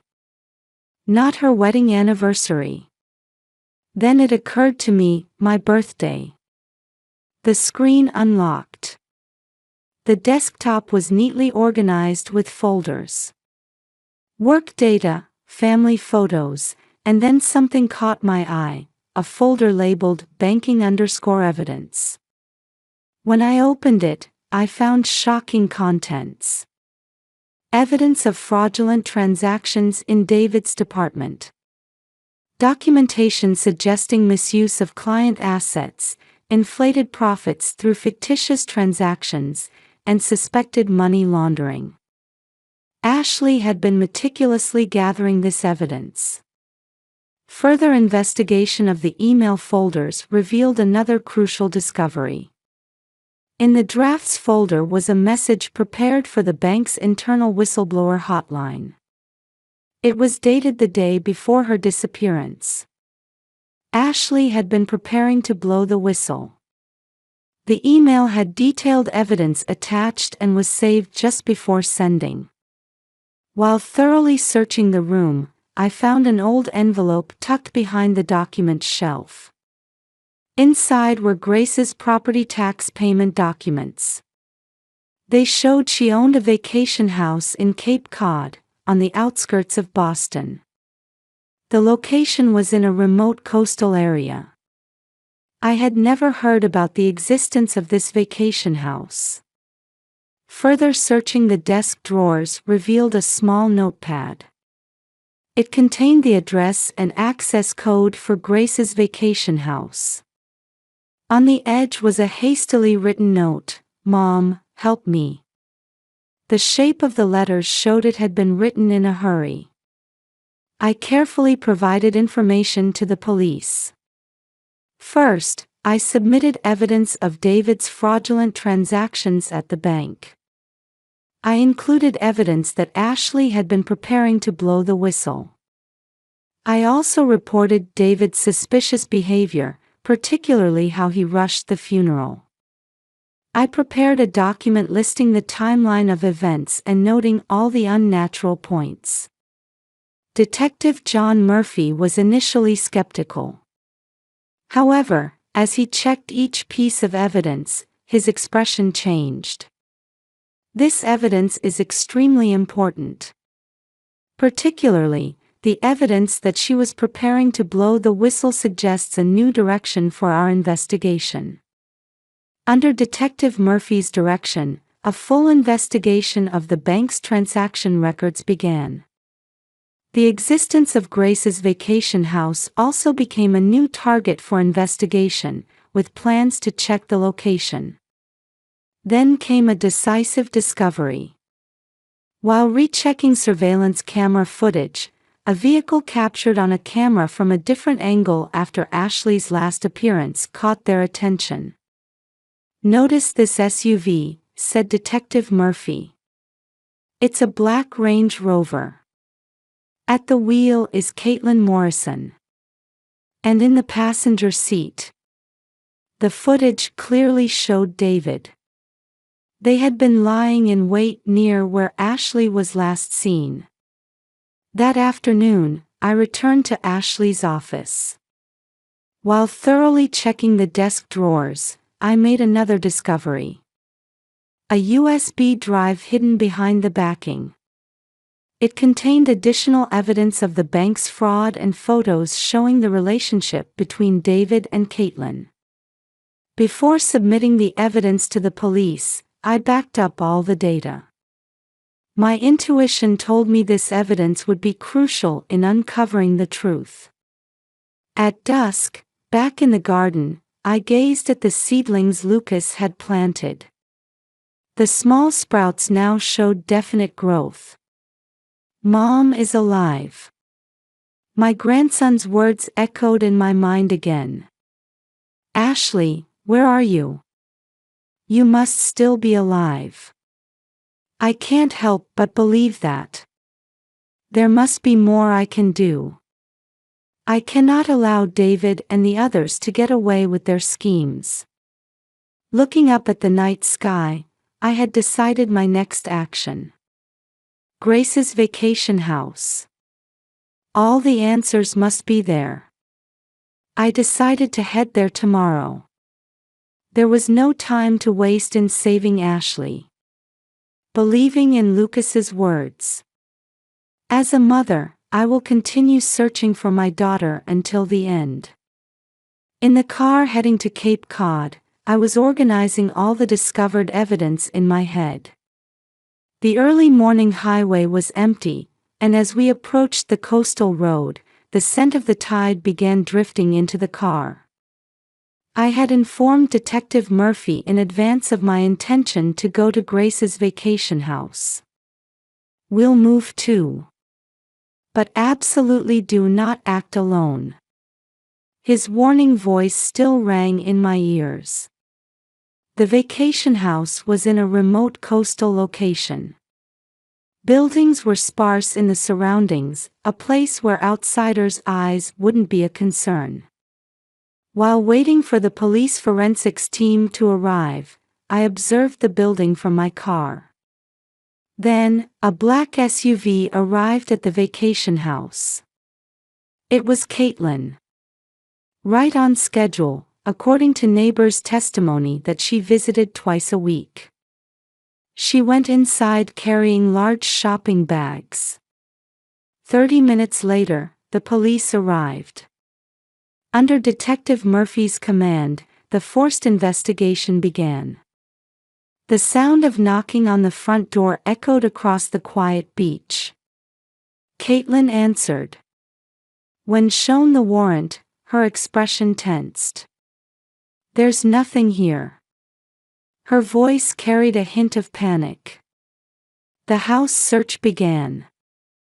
Living room, kitchen, bedroom, they searched everywhere in teams. At first glance, it looked like a normal vacation house. However, they found an entrance to a basement under the kitchen floor.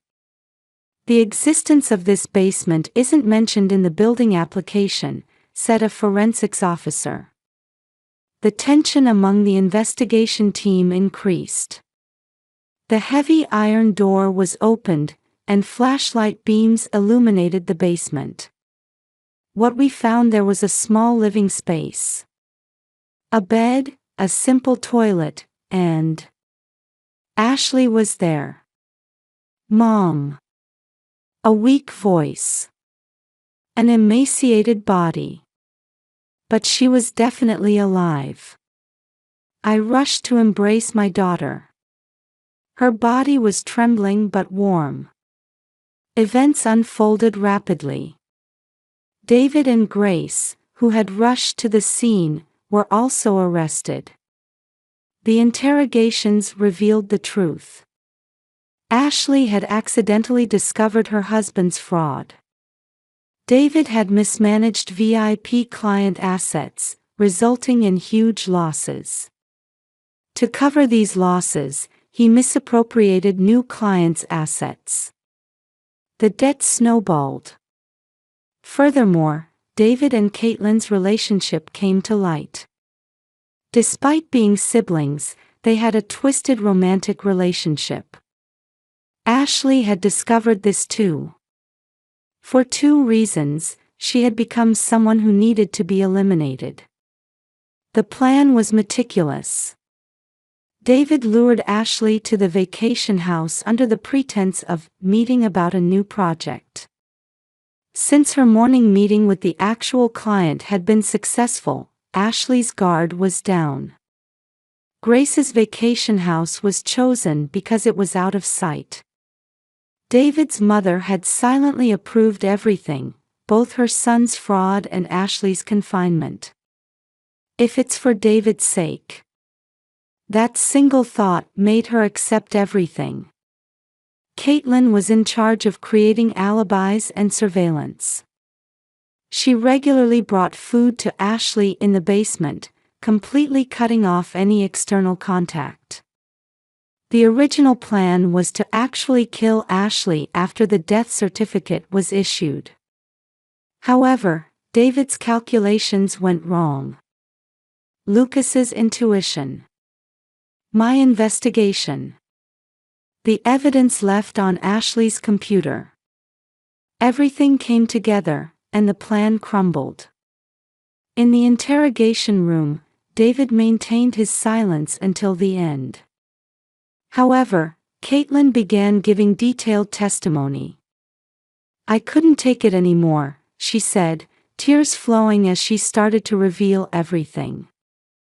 The full extent of the fraudulent transactions was revealed.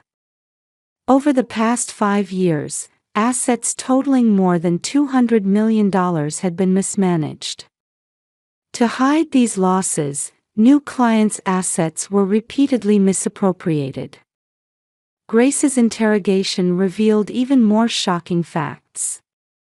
The abnormal relationship between David and Caitlin had been going on for more than 10 years.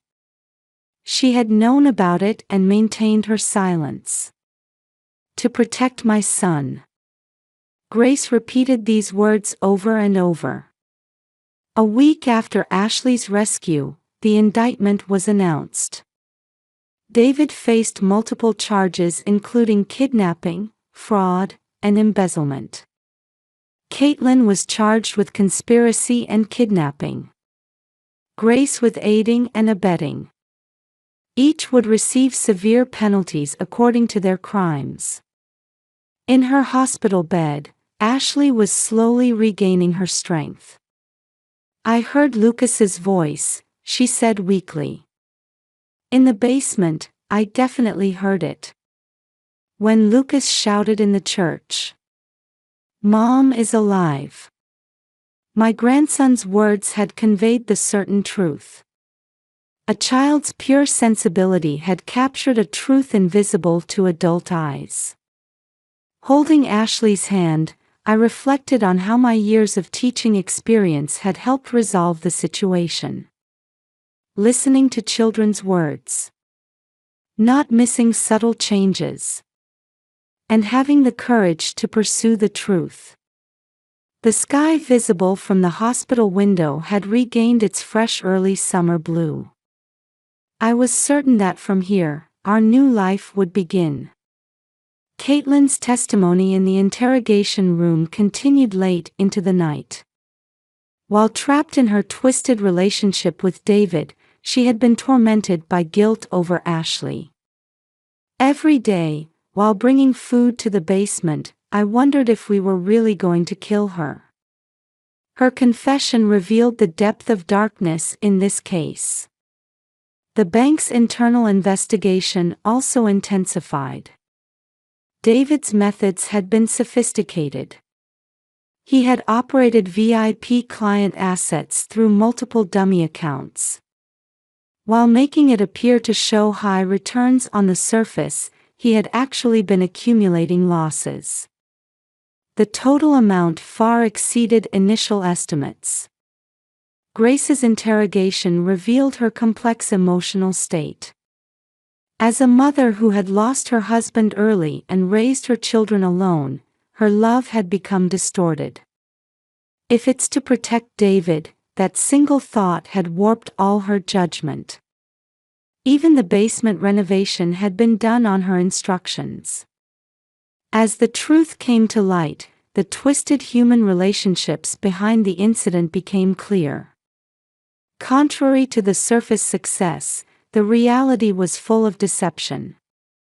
David's prestigious reputation at the bank had ultimately been just a facade. Ashley's recovery progressed better than doctors had expected. "I want to see Lucas." Those were her first words. However, their reunion was handled carefully. Gradual visits were planned with guidance from a psychological counselor. Then came the day of mother and child's reunion. When Lucas rushed into the hospital room, Ashley burst into tears. "I could hear Mom's voice," Lucas said, clinging to his mother. Watching this scene, I felt anew the strength of family bonds. Truth will always come to light in the end. That was the lesson this incident taught us.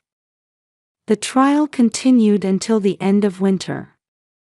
While David maintained his silence until the end, Caitlin's testimony and the bank's investigation results proved decisive. The defendant, David Morrison, is hereby sentenced to 20 years in prison. When the judge's voice echoed through the courtroom, Ashley squeezed my hand tightly. There should have been things more important than money. At Ashley's quiet words, David's expression twisted for just a moment. Caitlin testified in detail about the full extent of the incident. At first, I just wanted to protect my brother. But before I knew it, we had gone past the point of no return. She was sentenced to 7 years in prison. At Grace's trial, her distorted maternal love came to light. After losing my husband, David was my only reason for living. After receiving a suspended sentence, she moved to Florida to live with her sister. Spring arrived, and flowers began blooming in my garden again. Ashley and Lucas decided to start their new life at my house. The seedlings Lucas had planted that day had grown into fine herbs. "Mom, look. What I planted has grown so big." "It really has. Thanks to Lucas, it's grown so beautifully." Ashley set up a new office in a room at home. Her former clients warmly welcomed her return. "I've learned firsthand the importance of living honestly."